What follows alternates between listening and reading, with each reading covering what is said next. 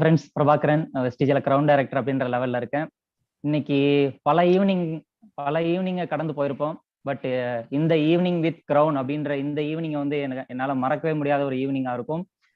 ஏன்னா நீ ஒரு விஷயத்த செஞ்சுட்டப்பா, நீ ஒரு விஷயத்த வந்து செஞ்சு முடிச்சிருக்க, சக்ஸஸ்ஃபுல்லாக செஞ்சு முடிச்சிருக்க. அந்த விஷயத்த எப்படி செஞ்ச அப்படின்ற விஷயத்த வந்து மக்களுக்கு நம்ம டீம் கிட்ட பகிர்றதுக்கான ஒரு வாய்ப்பை வந்து கொடுத்துருக்காங்க. நிறைய பேர் என்ன நினைக்கிறீங்க அப்படின்னா, நான் ஒரு விஷயம் சொல்றேன், யாருமே கேட்க மாட்டேன்றாங்க, யாருமே நான் சொல்றதை கேட்க மாட்டேங்கிறாங்க, நான் எவ்வளவு கஷ்டப்படுறேன் தெரியுமா, நான் படுற கஷ்டத்தை கேட்கறதுக்கு ஆளே இல்ல. கஷ்டப்படும் போது யாரும் கேட்க மாட்டாங்க ஃப்ரெண்ட்ஸ். நீங்க கஷ்டத்தை கஷ்டப்பட்டு சக்சஸ் பண்ணி முடிச்சதுக்கு அப்புறம், நான் சக்சஸ் பண்றதுக்கு எவ்வளவு கஷ்டப்பட தெரியுமா அப்படின்னு நம்ம கேட்டோம்னா, அப்போ உட்காந்து பொறுமையா கேட்பாங்க. கரெக்டுங்களா? ஸோ கஷ்டம் நீங்க பட்டுட்டு இருக்கும் போதே போய் நான் எவ்வளவு கஷ்டப்பட்ட தெரியுமா அப்படின்ற விஷயத்த சொன்னீங்க அப்படின்னா, அப்ப யாரும் கேட்க மாட்டாங்க. ஸோ இப்போ ஒரு ஒரு ஒரு விஷயம் நம்ம செஞ்சிருக்கோம், நம்ம செஞ்சு முடிச்சுட்டு, ஏன்னா நம்ம சொல்ற விஷயத்த ரெண்டு பேர் காது கொடுத்து கேட்பாங்க. ரெண்டு விதமான ஆட்களா நீங்க இருந்தீங்கன்னா அது காது கொடுத்து கேட்பாங்க. ஒண்ணு நீங்க நாலேஜபிள் பர்சனா இருக்கணும், இல்லைன்னா சக்சஸ்ஃபுல் பர்சனா இருக்கணும். சரிங்களா? நீங்க அட்லீஸ்ட் இப்போதைக்கு நீங்க சொல்ற பேச்சை கேட்கணும் அப்படின்னா, இப்போதைக்கு நீங்க நாலேஜபிள் பர்சனா இருங்க. கண்டிப்பா நீங்க ஒரு நாலேஜபிள் பர்சனா இருக்கும்போது நீங்க சொல்ற பேச்சை கேட்பாங்க. அதன் மூலமா உங்களோட குரோத்தை டெவலப் பண்ணுங்க. அண்ட் நீங்க சக்சஸ்ஃபுல் பர்சனா மாறினதுக்கு அப்புறம் கண்டிப்பா நீங்க சொல்ற விஷயத்த எல்லாருமே கேட்பாங்க. நான் இவ்வளவு கஷ்டப்பட்டு முன்னேறேன் தெரியுமா அப்படின்னு நீங்க சொல்லக்கூடிய விஷயத்த அப்பதான் அவங்க காது கொடுத்து கேட்பாங்க. நீங்க கஷ்டப்படும் போது அதை பத்தி யாரும் வந்து கேட்க போறது இல்லை. சரிங்களா? ஸோ இப்போ நான் உங்க எல்லாருக்கும் முன்னாடி உங்களோட செல்ல பிள்ளையா ஈவினிங் வித் கிரவுன் அப்படின்ற ஒரு இந்த ஃபங்க்ஷன் இந்த ட்ரைனிங் வந்து எடுக்கிறதுக்காக, என்னோட எக்ஸ்பீரியன்ஸை ஷேர் பண்றதுக்காக நான் வந்திருக்கேன். ஸோ நம்ம ட்ரைனிங்குள்ள போயிடலாம். இந்த பேனர்ல வந்து ஒரு போட்டோ இருக்கும். அதெல்லாம் எத்தனை பேர் வந்து படிச்சு பார்த்தீங்கன்னு தெரியல. இது வந்த உடனே நான் ஃபர்ஸ்ட் அந்த ஸ்லோகனை தான் படிச்சு பார்த்தேன். Try not to become a man of success, rather become a man of value. Successful பர்சனா மட்டும் இல்லாம அந்த மனிதன் ஒரு வேல்யூவான ஒரு மனிதனா இருக்கணும் அப்படின்ற விஷயத்த வந்து சொல்றாங்க. ஸோ அந்த விஷயம் தான் என்னோட மைண்ட்ல ஆழமா பதிஞ்சிச்சு. சும்மா வந்தோம், பிறந்தோம், வாழ்ந்தோம் அப்படின்ற மாதிரியான ஒரு ஆளா இல்லாம, நம்மளும் வந்து ஒரு விஷயம் பண்ணியிருக்கோம். பிரபாகரன்ற ஒருத்தர் வந்து இந்த மாதிரி ஒரு விஷயத்த செஞ்சுட்டு போனாருப்பா, இந்த மாதிரி ஒரு விஷயத்த செஞ்சாரு, வாழும்போது இப்படி இருந்தாரு அப்படின்ற மாதிரியான ஒரு விஷயத்த ஏதாவது ஒன்று செஞ்சிடணும் அப்படின்ற ஒரு நோக்கத்தோட தான் வந்து நானும் தொடர்ந்து இதை வந்து ஒர்க் பண்ணிட்டு இருக்கேன். பட் நிறைய பேர் செய்யற மிஸ்டேக்ஸ் என்னன்னா, சின்னதா ஒரு விஷயம் செஞ்சுட்டே உடனே நம்மளை யாரும் பாராட்டிட மாட்டாங்களா, உடனே நம்மளை யாராவது புகழ்த்திட மாட்டாங்களான்னு எதிர்பார்க்குறீங்க. தொடர்ந்து நம்ம செய்ய வேண்டிய விஷயங்களை தொடர்ந்து செஞ்சுக்கிட்டே இருப்போம். வர வேண்டியதை நம்மளை பின்தொடர்ந்து வந்தே தீரும். சரிங்களா? ஓகே. இப்போ இன்னைக்கு என்னோட சக்சஸ் ஜேர்னியை பத்தி கேட்கறதுக்காக எல்லாருமே வந்திருக்கீங்க. ஸோ தொடர்ந்து கவனமா கவனிங்க. ஏன்னா சக்சஸ் பண்ணணும் அப்படின்னா சக்சஸ் பண்ணவங்க பேச்சு தான் கேட்கணும். நம்ம கேட்கறது வந்து நிறைய பேர் பண்ற பிரச்சனை என்ன அப்படின்னா, தோத்து போனவங்க பேச்சே கேட்கறாங்க. நான் அதை செஞ்சேன் தோத்துட்டேன், இதை செஞ்சேன் தோத்துட்டேன், அதை செஞ்சேன் தோத்துட்டேன், ஸோ நீயும் பண்ணாத, நீயும் கண்டிப்பா அதுல இருந்து தோத்துறதா செய்வா அப்படிம்பாங்க. சரிங்களா? உங்களுக்கு சக்சஸ் பண்ணணுமா, சக்சஸ் பண்றவங்களோட பேச்சு கேளுங்க. சக்சஸ் பண்றவங்க என்ன பண்றாங்களோ அந்த ப்ராசஸை ஃபாலோ பண்ணுங்க. சக்சஸ் பண்றவங்க என்னென்னலாம் கஷ்டப்பட்டாங்களோ அந்த கஷ்டத்தெல்லாம் நீங்க என்ன பண்ணணும், அதே தப்ப நீங்களும் செய்யாம அவங்களோட எக்ஸ்பீரியன்ஸ் வழியா நீங்க வந்து அந்த மிஸ்டேக்ஸை செய்யாம அடுத்த லெவல் போறதுக்கு என்ன பண்ணணுமோ அதை நீங்க பாத்துக்கணும். சரிங்களா? ஸோ இப்போ என்னோட சக்சஸ் ஸ்டோரிஸ் மூலமா எதனால வந்து நான் இந்த பிசினஸ் வந்து இவ்வளவு வேகமா எடுத்து பண்ணேன் அப்படின்ற விஷயத்த நீங்க புரிஞ்சுக்கிட்டு அதன் மூலமா இன்னும் பெட்டரா எடுத்து நீங்க செய்வீங்கன்னு சொல்லி நான் வந்து உங்களுக்கு நம்பிக்கை கொடுக்குறேன். ஸோ என்னை பத்தி நான் ஃபர்ஸ்ட் இன்ட்ரோ கொடுத்துக்கிறேன். நான் வந்து பிரபாகரன். நான் பிறந்தது வந்து ஜூன் 21, 1992 நான் பிறந்திருந்தேன். என்னோட பிறந்த ஊர் பாத்தீங்கன்னா சிவகங்கை. ஒரு கிராமத்துல தான் நான் பிறந்தேன். அதுக்கப்புறம் அப்பாவுக்கு வேலை கிடைக்காம போனதுனால நாங்கெல்லாம் வேலூருக்கு கிளம்பி வந்துட்டோம். ஸோ வேலூர்ல தான் வந்து என்னோட படிப்பு, என்னோட டிப்ளமோ வரைக்கும் நான் வந்து வேலூர்ல தான் படித்தேன். 25 வருஷம் நான் வந்து வேலூர்ல தான் இருந்தேன். ஸோ இதுதான் என்னோட ஃபேமிலி. எனக்கு அம்மா, அப்பா, ஒரு தம்பி, ரைட் சைடில் இருக்கிறது வந்து நான். என்னோட அப்பா வந்து ரொம்ப பெரிய ஒர்க்லாம் இல்லை. ஹோட்டல்ல 1000 ரூபாய்க்கு வந்து ஒரு கேஷியர் ஒர்க்ல தான் வந்து வேலூர்ல அலங்கார் குரூப்ஸ்ன்னு சொல்லிட்டு இருக்கும். அலங்கார் ஆரியபவன் அப்படின்னு சொல்லி வேலூர்ல ஒரு குரூப்ஸ் இருக்கு. ஸோ ஹோட்டல் குரூப் சங்க தலைவரே அவங்க தான். பட் எல்லா பிரான்ச்லயுமே எங்க அப்பாவை வந்து வேலைக்கு அனுப்புவாங்க.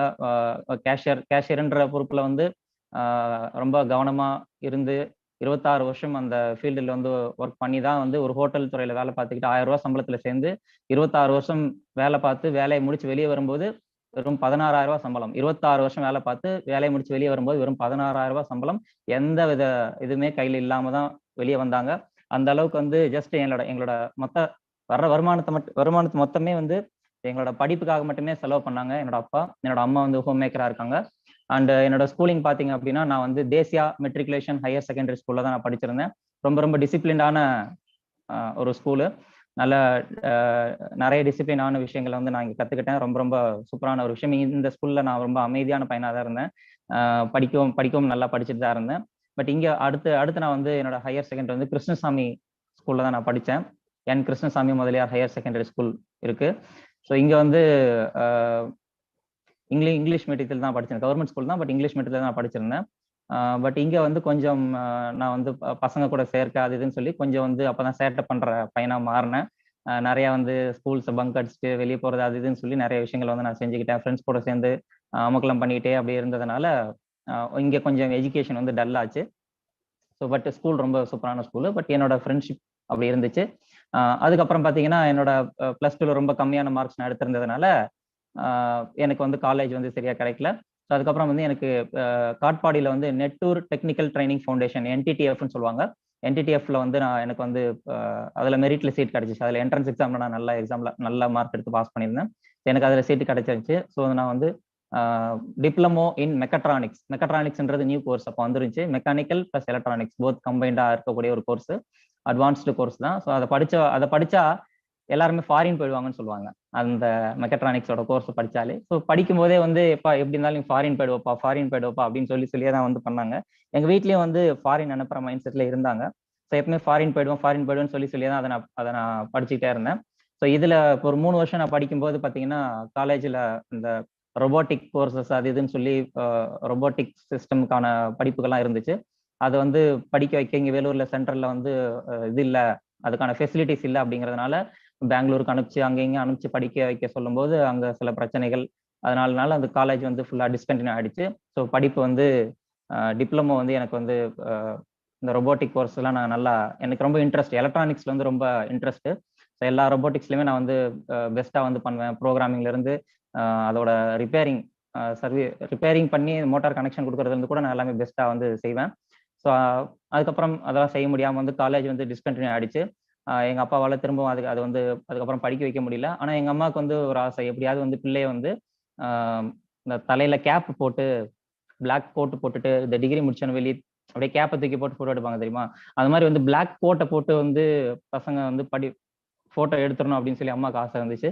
பட் என்னோட படிப்பு டிஸ்கண்டினியூ ஆனாலும் ரொம்ப வந்து டிசப்பாயிண்ட் ஆயிட்டாங்க. சரி அதுக்கப்புறம் என்ன பண்ணலாம் அப்படின்னு சொல்லி செக் பண்ணி பார்க்கும்போது சும்மா இருக்கக்கூடாது. நான் வந்து சும்மா எப்பவுமே சும்மாவே இருக்க மாட்டேன். ஏதாவது ஒரு விஷயம் பண்ணணும்னு சொல்லி அடுத்தேன்னு சொல்லி நான் தேடிட்டே இருப்பேன். ஸோ அந்த டயத்துல இப்போ ஒரு காலேஜ் டிஸ்கண்டினியூ ஆன உடனே சரி என்ன பண்ணலாம், ஒரு வேலைக்கு போகலாம் அப்படின்னு சொல்லி என்னோட ரெஸ்யூம் வந்து பிரிண்ட் அவுட் எடுத்துக்கிட்டு அந்த வேலூர் சர்க்கிள் ஃபுல்லா என்னென்னலாம் கடைங்க இருக்கோ, ஸோ அந்த பக்கம் பூர்வீகா மொபைல்ஸ் இருக்கா, இந்த பக்கம் வந்து சென்னை சில்க்ஸ் இருக்கா, இந்த பக்கம் வந்து நகைக்கடை ஜெயா அலுகாஸ், ஜோஸ் அலுகாஸ், அந்த மாதிரி அந்த லைன் ஃபுல்லா மார்க்கெட் ஏரியால இருக்க லைன் ஃபுல்லா வந்து என்னென்னலாம் கடைங்க இருக்கோ எல்லா கடையிலையும் போயிட்டு ரெஸ்யூமை பண்டுலா இவ்வளவு தூரம் 20-25 ரெஸ்யூம்ஸ் இருந்து எடுத்துக்கிட்டு அதை பின் பண்ணி வச்சு எல்லா போராட்டத்துல எல்லாம் இங்க நான் ஜாப் வேகன்சிஸ் இருக்குமா, நான் ஒர்க் பண்ண ரெடியா இருக்கேன்னு சொல்லி எல்லா இடத்துலயும் ரெஸ்யூம்ஸ் கொடுத்து நான் ஊரா அந்த அந்த ஏரியா ஃபுல்லா நான் வந்து அலைஞ்சு தெரிஞ்சேன். டெய்லியும் காலையில எழுந்திரிச்சோன்னு ரெஸ்யூம்ஸ் கொடுத்துருவேன், யாருன்னா கால் பண்ணுவாங்கன்னு எதிர்பார்த்துக்கிட்டே இருப்போம். ஸோ அந்த சூழ்நிலையில தான் எனக்கு வந்து இந்த சாம்சங் சர்வீஸ் சென்டர்ல வந்து வேலை கிடைச்சிச்சு. சாம்சங் மொபைலோட ஆத்தரைஸ்டு வந்து சர்வீஸ் சென்டர் இது வேலூர்ல இருக்கு. இப்போ வந்து இடம் சேஞ்ச் பண்ணியிருக்காங்க. ஸோ இந்த இடத்துல வந்து எனக்கு வந்து வேலை கிடைச்சிச்சு. ஒரு சர்வீஸ் டெக்னீஷியன் தான், ஒரு ட்ரெயினியா வந்து என்ன சேர்த்துக்கிட்டாங்க. அப்புறம் சென்னை கூட்டிட்டு போய் வந்து ட்ரைனிங்ஸ் எல்லாம் கொடுத்து சர்வீஸ் எல்லாம் வந்து என்ன வந்து பண்ண வச்சாங்க. எனக்கு அது ரொம்ப பிடிச்ச ஃபீல்டு இல்லையா, எனக்கு வந்து எலக்ட்ரானிக்ஸ் ஐட்டம்ஸை வந்து பிரித்து சர்வீஸ் பண்றது அந்த மாதிரியான விஷயங்கள்லாம் வந்து எனக்கு ரொம்ப ரொம்ப பிடிக்கும். நான் எப்படிப்பட்ட பையன் அப்படின்னா, எந்த பொருள் வீட்டுக்கு எலக்ட்ரானிக் பொருள் இருந்தாலுமே கண்டிப்பா அதை நான் கலட்டி பார்க்காத ஒரு பொருளா அது இருக்காது. டிவியா இருக்கட்டும், அப்ப இருக்கிற FM ரேடியோவா இருக்கட்டும், எந்த ஒரு எலக்ட்ரானிக்ஸ் ஐட்டம்ஸுமே நான் வந்து பிரிச்சு பார்த்துருவேன்.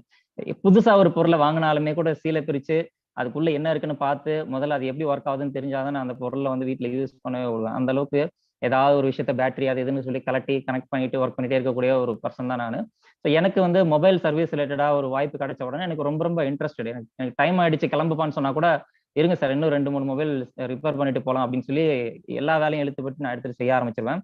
ஃபர்ஸ்ட்ல வந்து எதையுமே வந்து தொட விட மாட்டாங்க. அதுக்கப்புறம் நான் எவ்வளவு இன்ட்ரெஸ்டடா சர்வீஸ் பண்றேன்றதெல்லாம் தெரிஞ்சதுக்கு அப்புறம் அவங்களே வந்து நல்ல ஒரு வாய்ப்பை கொடுத்தாங்க. நிறைய விஷயங்கள் வந்து சென்னையில ட்ரைனிங்ஸ் அனுப்பிச்சு என்னை வந்து கத்துக்க வச்சாங்க. நானும் நிறைய கத்துக்கிட்டேன். பட் அதில் நல்ல ஸ்கோப் இருந்துச்சு, நல்லா தான் அதில் பண்ணிட்டு இருந்தேன்.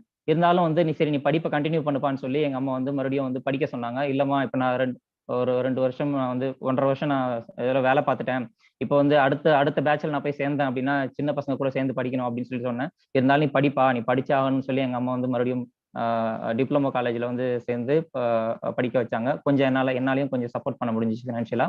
அப்புறம் இந்த காலேஜ் வேலூர் பாலிடெக்னிக்னு சொல்லி அந்த காலேஜில் வந்து diploma in electronics and communication வந்து நான் படிச்சிருந்தேன். பசங்களோட சேர்ந்து தான் படிச்சிருந்தேன். அது ஒரு காட்டுக்குள்ள இருக்கும், பஸ்ல கூட்டிட்டு போய் அப்படியே போய் ஊருக்கு வெளியே இருக்கும், அந்த ஊர்ல போய் படிச்சுட்டு நான் வந்து வந்துட்டு இருந்தேன். நல்ல இதுவும் வந்து நல்ல டிசிப்ளினான ஒரு காலேஜ் தான். ஸோ அதுக்கப்புறம் எங்கள் அம்மா எதிர்பார்த்த மாதிரி பிளாக் போட்டு ஃபைனலாக வந்து இதில் வந்து நான் நல்ல காலேஜ் டாப்பராக வந்திருந்தேன்.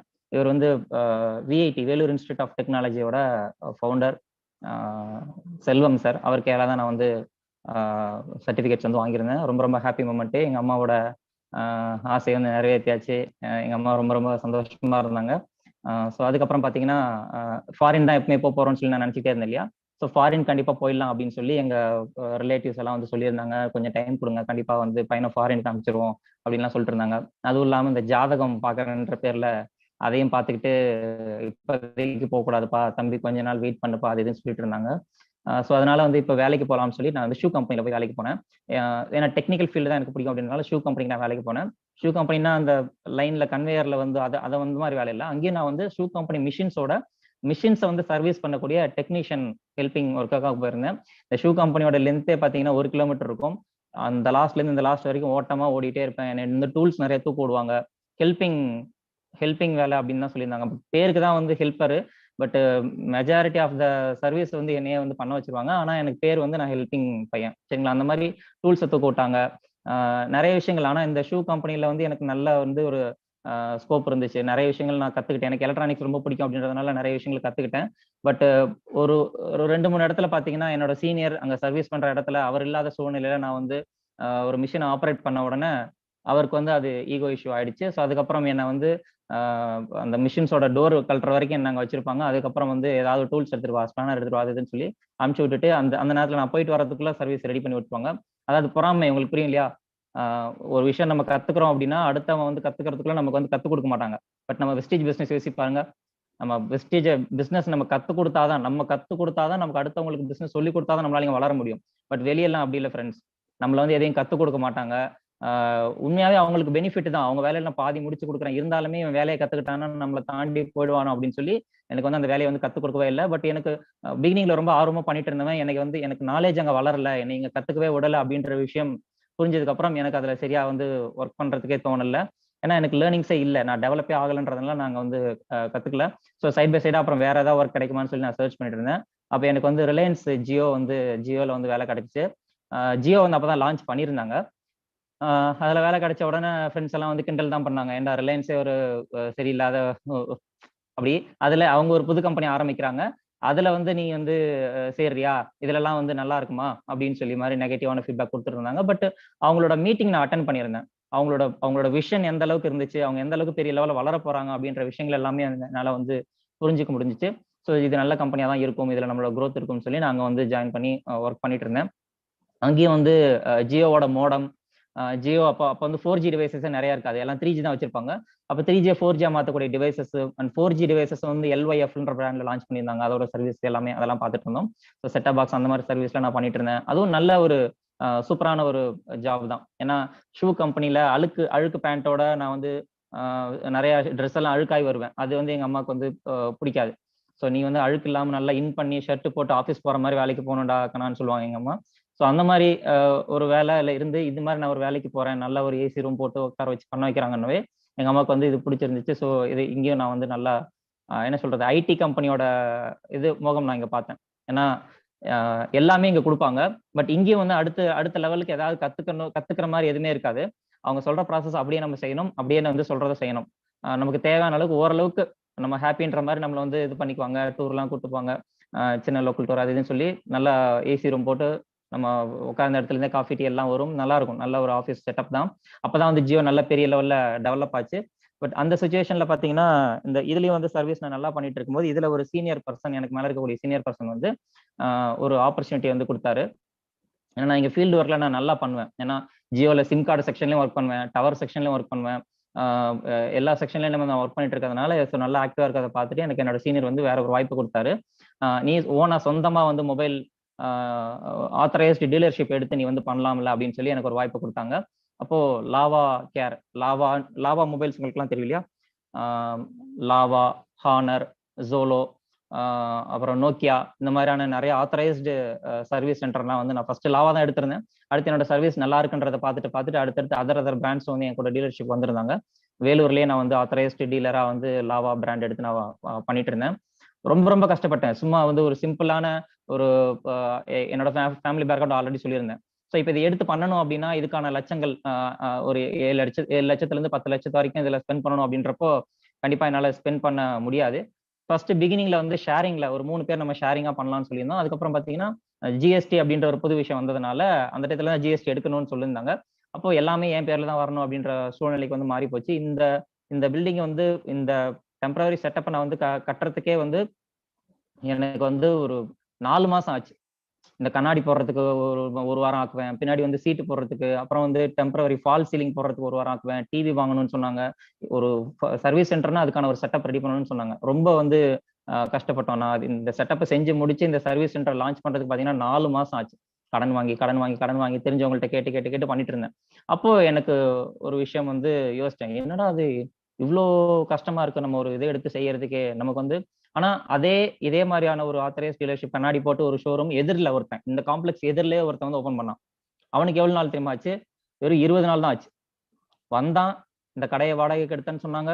கிடு கிடு கிடு கிடுன்னு அவன் பாட்டுக்கு வந்து கண்ணாடி போட்டான், லைட்டை இது போட்டான், அதை போட்டான், எல்லாமே ரெடி பண்ணா, வந்து டிவி மாட்டினா எல்லாம் ரெடி பண்ணா உடனே சர்வீஸ் சென்டர் ஆரம்பிச்சிட்டான். ஆனா நான் வந்து அதை ஒண்ணா 50,000 சேர்த்து கடன் வாங்கி அரேஞ்ச் பண்ணி இந்த ஒரு வேலையா முடிச்சு பண்றதுக்கு வந்து எனக்கு 3.5 இருந்து 4 மாசங்கள் வந்து ஆயிடுச்சு. அப்ப கண்டிப்பா நான் ஃபீல் பண்ணேன். நமக்கும் பேக்ரவுண்ட்ல ஏதாவது சோர்ஸ் இருந்திருந்தா, நமக்கும் வந்து வீட்டுல இருக்கவங்க, ஃபேமிலில இருக்கவங்க ஏதாவது வந்து ஹெல்ப் பண்ணியிருந்தா, நம்ம ஜீரோல இருந்தே கடன் வாங்கி ரொம்ப கஷ்டப்படுற மாதிரியான ஒரு சூழ்நிலை இருக்கே. நமக்கும் பேக்ரவுண்ட் ஏதாவது அப்பா ஹெல்ப் பண்ற மாதிரியோ இல்ல வந்து ஏதாவது சம்திங் இருந்திருந்தா நல்லா இருக்குமேன்னு சொல்லி அப்போ ஒரு தடவை நான் வருத்தப்பட்டேன். ஏன்னா இவ்வளவு துருத்துருன்னு செய்ய ரெடியா இருக்கிறேன். பட் அதுக்கான நமக்கு சப்போர்ட் இல்லாம ரொம்ப கஷ்டப்பட்டேன். பட் அடுத்தடுத்து வர்றவங்களாம், நமக்கு அடுத்து வர்றவங்களாம் ரொம்ப ஈஸியா படபடன்னு வளர்ந்து போயிட்டாங்க.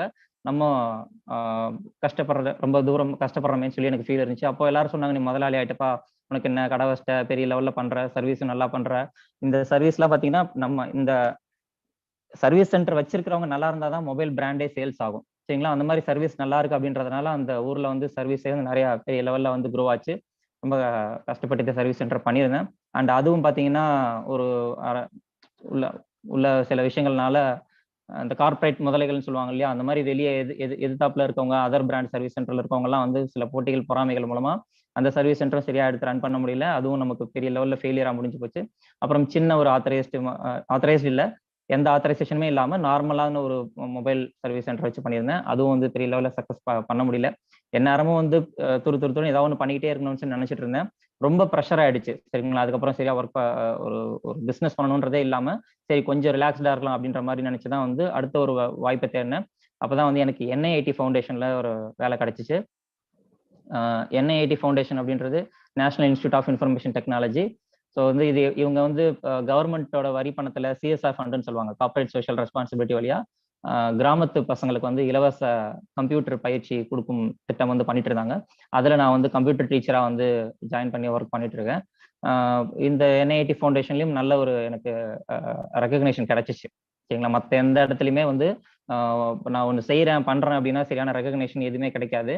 பட் இந்த இதுல பாத்தீங்கன்னா ஓரளவுக்கு ஒரு ரெகக்னேஷன் கிடைச்சிச்சு. பண்றாங்க, எதனா ஒன்று பண்றாங்க அப்படின்னா ரெகக்னேஷன் தான் கிடைக்கும்.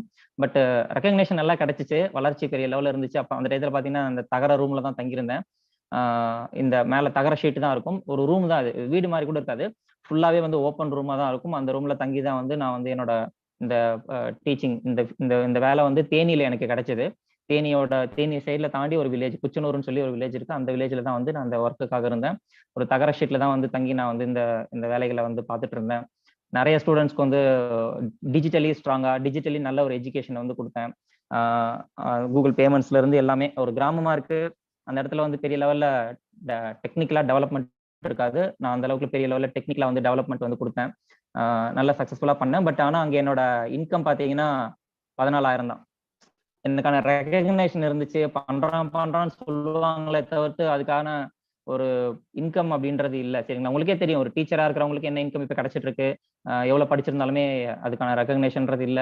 பெரிய லெவல்ல நான் வளர்ச்சிய குடுத்தேன். பட் எனக்கான வருமானம்ங்கிறது இன்னும் பெரிய லெவல்ல வந்து வளரல. வெறும் ரூ. 14,000 என்னோட சம்பளம். அந்த மாரி கஷ்டப்பட்டுட்டு இருக்கக்கூடிய ஒரு சூழ்நிலையில தான் வந்து எனக்கு இந்த மாரியான ஒரு மணி இன்வெஸ்ட்மென்ட் கான்செப்ட்ல ஒரு வாய்ப்பு கிடைச்சுச்சு. கம்பெனி பேர் வந்து ஏல ஆரம்பிக்கும். "நீ பணத்த கட்டுப்பா, உன் ஃப்ரெண்ட பணத்த கட்ட சொல்லுப்பா. வேலைய பார்க்க தேவையில்ல. உன் பணம் 4 மடங்கு ஆகும்." கோடிக்கணக்குல கொட்டுன்னு சொன்னாங்க. கொட்டுச்சு. பிகினிங்ல வந்து சும்மா கொஞ்சம் தானே நம்ம பணத்த போடப் போறோம். நெறைய பணத்தையா போடப் போறோம் அப்படின்னு சொல்லி, ஃபர்ஸ்ட் கொஞ்சமா போட்டு, அதுலருந்து இன்னொருத்தன சேர்த்து விட்டு, அவன்ட்ட இருந்து கமிஷன் வாங்கி, அவன ஏமாத்தி, அவன்ட்ட இருந்து கமிஷன் வாங்கி, அந்த மாரியான பண சுழற்சி கான்செப்ட்குள்ள போய் மாட்டி, ஆனா சொன்னாங்க. அப்ப சொன்னாங்க. இந்த மாரி வந்து "வேணாப்பா, இதுல பிரச்சனை ஆயிடும்" அப்படின்ற மாரி சொன்னாங்க. கேட்க மாட்டோமே! ஏன்னா காசு வந்துச்சுல்ல. நான் வந்து கொஞ்சம் காசு தான் போட்டிருந்தேன்.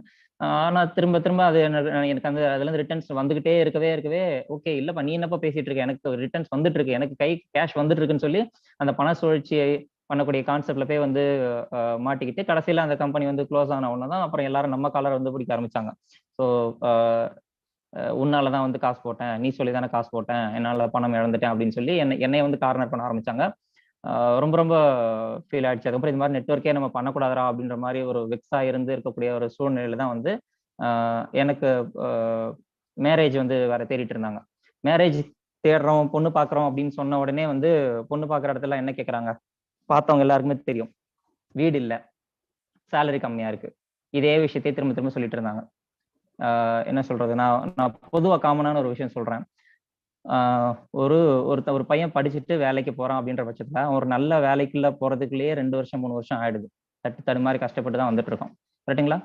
வே வே படிச்சு முடிச்ச 4 வருஷத்துக்குள்ள, 5 வருஷத்துக்குள்ள வீடு கட்டிறணும், செட்டில் ஆயிரணும், அது இதுன்னு சொல்லி எதிர்பார்க்குறாங்க. சரிங்களா? நான் சொல்றது பொண்ணு வீட்ல இருந்து சொல்றேன் நானு. உங்க மகள நல்ல வீட்ல கட்டி குடுக்குறது நல்ல விஷயம் தான். பட் நல்ல பையனா, நல்ல ஆ எ அ நல்ல ஒரு வேலைய தேடி, நல்ல ஒரு வாய்ப்பு தேடி, நல்லா ஒர்க் பண்ணிட்டு இருக்கக்கூடிய ஒரு பையனான்னு சொல்லி பார்த்தா கூட நல்லது தான். பட் உடனடியா வீடு இருக்கணும், செட்டில் ஆயிட்டு இருக்கணும் அப்படின்ற மாரியான ரொம்ப ரெஸ்ட்ரிக்ஷன்ஸ் வைக்காம, அ பையன் நல்லா இருக்கானான்னு சொல்லி பார்த்து தேர்ந்தெடுத்தா நல்லா இருக்கும். ஏன்னா, இது என்னோட கஷ்டத்த நான் சொல்றேன். சரிங்களா? ஏன்னா, இந்த அளவுக்கு ஆர்வத்தோட இருக்கக்கூடிய ஒரு ஆள வந்து நெறைய பேர் வந்து இழந்துட்டாங்க. சரிங்களா? பட் இப்ப பாருங்க, இப்ப என்னோட இன்கம் பாருங்க. சரிங்களா? அது மாரி வந்து வேலை வாய்ப்பு இல்லாம நான் வந்து அ கஷ்டப்பட்டுட்டு இருந்தேன். சேலரி இல்லாம கஷ்டப்பட்டுட்டு இருக்கக்கூடிய சூழ்நிலையில தான் எனக்கு இந்த வெஸ்டீஜ் வாய்ப்பு கிடைச்சுச்சு. என்னோட அப்ளைன் பார்த்தீங்கன்னா சரவணன். இப்ப வெஸ்டீஜ்ல வந்து டபுள் யூனிவர்சல் கிரவுன் டைரக்டர் அப்படின்ற பொசிஷன்ல இருக்காங்க. ஸோ என்னோட ஜாயினிங் டேட் பார்த்தீங்கன்னா, நான் வந்து 4 ஜனவரி 2020 தான் நான் வந்து வெஸ்டீஜ்ல ஜாயின் பண்ணியிருந்தேன். இந்த டிஸ்ட்ரிபியூட்டர் அப்ளிகேஷன் ஃபார்ம் கூட இன்னும் நான் வச்சிருக்கேன். பத்திரமா கையில வச்சிருக்கேன். எனக்கு அப்ப தெரியாது அதோட வேல்யூ என்னன்றது தெரியாது. பட் பத்திரமா ஸ்லாப்ல நான் வச்சிருந்தேன். இன்னும் கூட இருக்கு. ஸோ ஃபர்ஸ்ட் நான் பார்த்தீங்கன்னா, சேலம்ல ஆஃப்லைன் ட்ரெய்னிங் அப்படின்றது வந்து சேலம்ல விக்டோரியா செல்வி மேடமோட மீட்டிங் தான் நான் வந்து அட்டெண்ட் பண்ணியிருந்தேன். என்ன வந்து சரவணன் பிரதர் கூட்டு போயிருந்தாங்க. கூடவே வந்து அவங்களோட அப்ளைன் ஷெரீஃப் பிரதரும் கூட வந்திருந்தாங்க. இம்ரான் பிரதரும் கூட வந்திருந்தாங்க. மீட்டிங் அட்டெண்ட் பண்ணிட்டு ஜஸ்ட் ஒரு லஞ்ச் எல்லாமே சாப்பிட்டுட்டு கிளம்பி போயிருந்தோம். அப்போ விக்டோரியா மேடமோட ஸ்பீச்ச பார்த்து ரொம்ப வந்து இன்ஸ்பயர் ஆயிருந்தேன். சார் கிட்ட வந்து ஷெரீஃப் பிரதர் கூட சொல்லியிருந்தேன். கண்டிப்பா பிரதர் நம்ம சீக்கிரம் பிரான்ஸ் டைரக்டர் அச்சீவ் பண்ணி விக்டோரியா மேடம் கையால வந்து நம்ம பேட்ஜ் வாங்கணும் பிரதர் அப்படின்னு சொல்லியிருந்தேன். ஆனா ஷெரீஃப் பிரதர் சீக்கிரம் பண்ணிட்டாரு. அவர் பேட்ஜ் வாங்கி போட்ட உடனே எனக்கு ஒரே இன்ஸ்பிரேஷன். பிரதர் நீங்க வந்து எப்படி நீங்க இந்த மாரி இந்த லோகோ வச்சு மேடம் கையால அவார்ட் வாங்குனீங்களோ, அதே மாரி வந்து நானும் அவார்ட் வாங்கியே தீருவேன் பிரதர் அப்படின்னு நான் அப்ப சொல்லியிருந்தேன். எப்போ லாக்டவுனுக்கு முன்னாடி சொல்லியிருந்தேன். பட் அதோட லாக்டவுன் ஆயிடுச்சு. அதுக்கப்புறம் வந்து என்னால பண்ண முடியல. பட் இப்ப ரீசென்ட்டா நடந்த அவார்ட் ஃபங்ஷன்ல நான் கேட்டுக்கிட்ட மாரியே வந்து கரெக்ட்டா எப்படி நடந்துச்சுன்னே எனக்கு தெரியல. அ விக்டோரியா செல்வி மேடம் கையாலேயே வந்து பிரான்ஸ் டைரக்டரா இல்ல, கிரவுன் டைரக்டரா வந்து அவார்ட் வாங்கினேன். சரிங்களா? ரொம்ப ரொம்ப ரொம்ப ஹாப்பியான மொமெண்ட் எனக்கு அது வந்து. மேடம் கிட்டயும் முன்ன நாள் கூட சொல்லியிருந்தேன். மேடம் உங்க கையால வாங்கணும் மேடம் நான் சொல்லியிருந்தேன். மேனேஜ்மென்ட் எப்படி சொல்லுதோ அத பொறுத்து தான்ப்பா அப்படின்னு சொன்னாங்க. பட் நான் ஸ்டேஜ் ஏறி மேடம் கிட்ட பேசியிருப்பேன். அப்ப சொல்லியிருப்பாங்க மேடம் கூட. கண்டிப்பா நேத்து கேட்ட மாரியே வந்து நீ என்கிட்டயே அவார்ட் வாங்கிட்டியேப்பா அப்படின்னு சொல்லி சொன்னாங்க.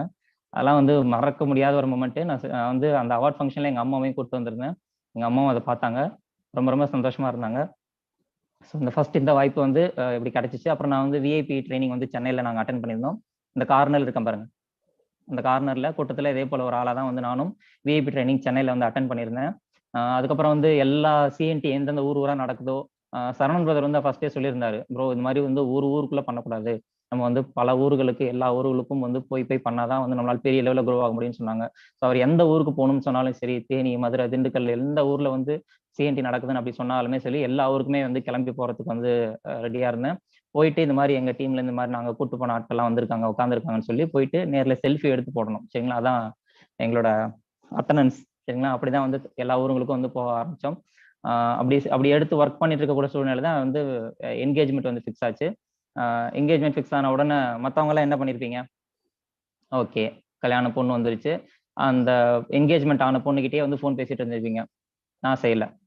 சரிங்களா, நான் சொல்லிட்டேன் அவங்க கிட்ட. இந்த மாதிரி நான் ஒரு பெரிய விஷயத்தை நோக்கி பெரிய ஒரு விஷயத்த சாதிக்கிறதுக்காக நான் பிரான்ச் டைரக்டர் அப்படின்ற லெவல் அச்சீவ் பண்றதுக்காக நான் வந்து ரொம்ப ஒரு பெரும் முயற்சி எடுத்துட்டு இருக்கேன். எனக்கு வந்து நான் அதிகமா வந்து ஃபோன் கால்ஸ் வந்து பேச முடியாது. ஸோ நீங்க வந்து கொஞ்சம் வந்து பொறுத்துக்குங்க. நான் ஃபோன் கால்ஸ் நான் நிறைய பேச மாட்டேன். நான் பிசினஸ்ல வந்து ரொம்ப பிஸியா இருக்கேன்னு சொல்லி அந்த நேரத்துல வந்து நான் பிசினஸ் தான் கான்சென்ட்ரேட் பண்ணேன். சரிங்களா, அந்த மாதிரி நான் கான்சென்ட்ரேட் பண்ணதுனால தான் இப்போ இங்க வந்துட்டு இருக்கேன். அங்க வந்து நான் ஃபோன் பேசிட்டு இருந்தேன், அவங்கள்ட்ட ஃபோன் பேசிட்டு இருந்தேன் அப்படின்னா சக்சஸ் வந்திருக்க முடியாது. சரிங்களா, அப்படி இருக்கக்கூடிய சூழ்நிலை லாக்டவுன் வந்துச்சு. லாக்டவுன் சுச்சுவேஷன்ல பாத்தீங்கன்னா கொரோனா இல்ல, நாங்க ஊர் மாதிரி தேனி வந்த டயத்துல பாத்தீங்கன்னா என்னோட அப்பா வந்து இறந்துட்டாங்க உடம்பு முடியாம. அவங்களுக்கு வந்து உடம்புல இஷ்யூஸ் இருந்துச்சு. ஸோ அவங்க உடம்பு முடியாம இறந்துட்டாங்க. ஸோ அவங்க இறந்துட்டாங்க அப்படின்னா இறந்த விஷயமே நான் டீமுக்கு காமிச்சிக்கல.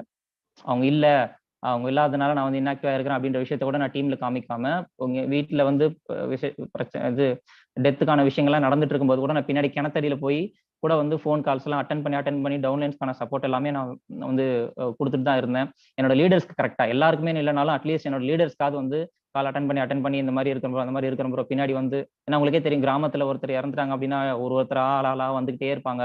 வந்து துக்கம் விசாரிக்கிறன்ற பேர்ல சொல்லிக்கிட்டே இருப்பாங்க.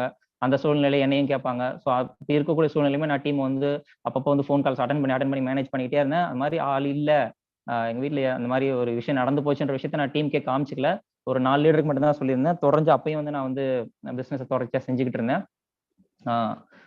ஸோ அடுத்து அடுத்து பார்த்தீங்கன்னா நான் பிரான்ச் டைரக்டர் லெவல் அச்சீவ் பண்ணேன். ஜூன் மாசத்துல வந்து பிரான்ச் டைரக்டர் லெவல் அச்சீவ் பண்ணேன். ஃபர்ஸ்ட் மந்த் பார்த்தீங்கன்னா 9775 வந்து ஃபர்ஸ்ட் மந்த் என்னோட இன்கம் வந்துருச்சு.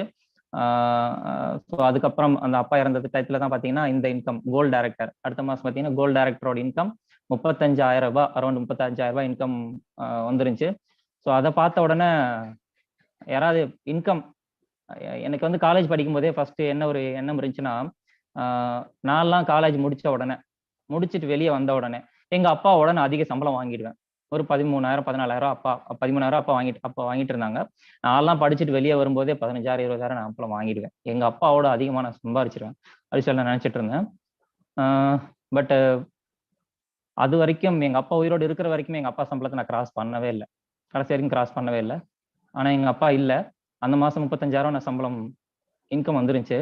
நைட் உட்காந்து அழுதுட்டோம். யாருக்கு நான் இந்த இன்கம் இந்த அமௌண்ட் அனுப்ப போறதுன்னு சொல்லி.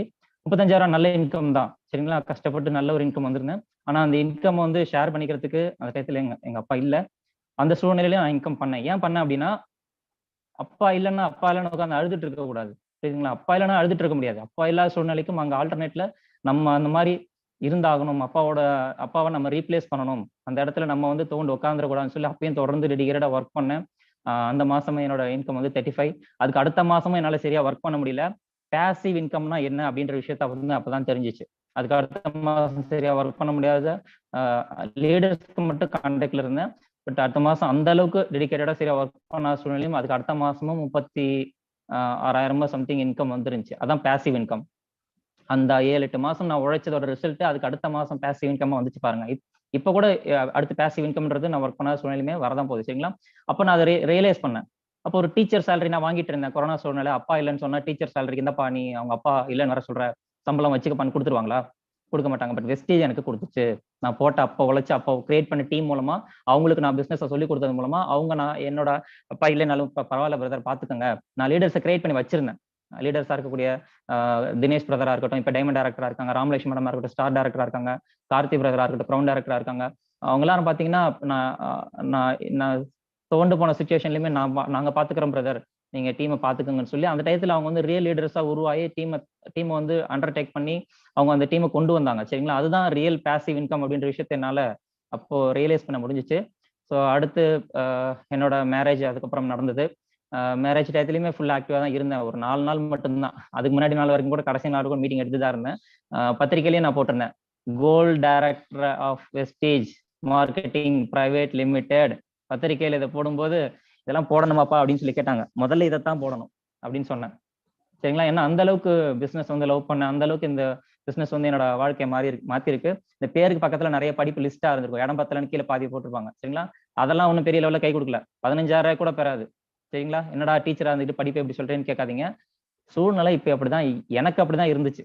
சரிங்களா? பட் இந்த பிசினஸ் மூலமா நான் இதையும் ஒரு எஜுகேஷன் சிஸ்டமா தான் பாக்குறேன். Wastage is also education system. Wastage is education system. இந்த பிசினஸ் நான் பல பேருக்கு கற்றுக் கொடுத்தேன். ஒரு டீச்சரா வந்து நான் கம்ப்யூட்டர் எஜுகேஷனை பல பேருக்கு ப்ரொவைட் பண்ணி அவன் வந்து சம்பாரிச்சுட்டு, சார் உங்களால தான் சம்பாரிச்சேன், உங்களால தான் சார் சம்பாரிச்சேன், இந்தாங்க என் சம்பளம் பாதி வச்சுக்கோங்கன்னு சொல்லி யாரும் எந்த ஸ்டூடெண்ட் நம்மள்ட்ட கொடுக்க போறது இல்லை.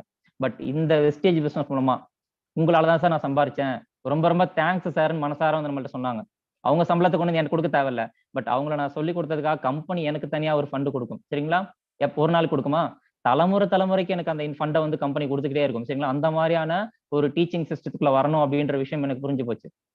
இந்த வாய்ப்பை கொடுக்கும்போது யாரும் என் மூலமா ஏமாந்துடக்கூடாதுன்ற விஷயத்த வந்து நான் சொன்னேன் சரவணன் பிரதர்கிட்ட.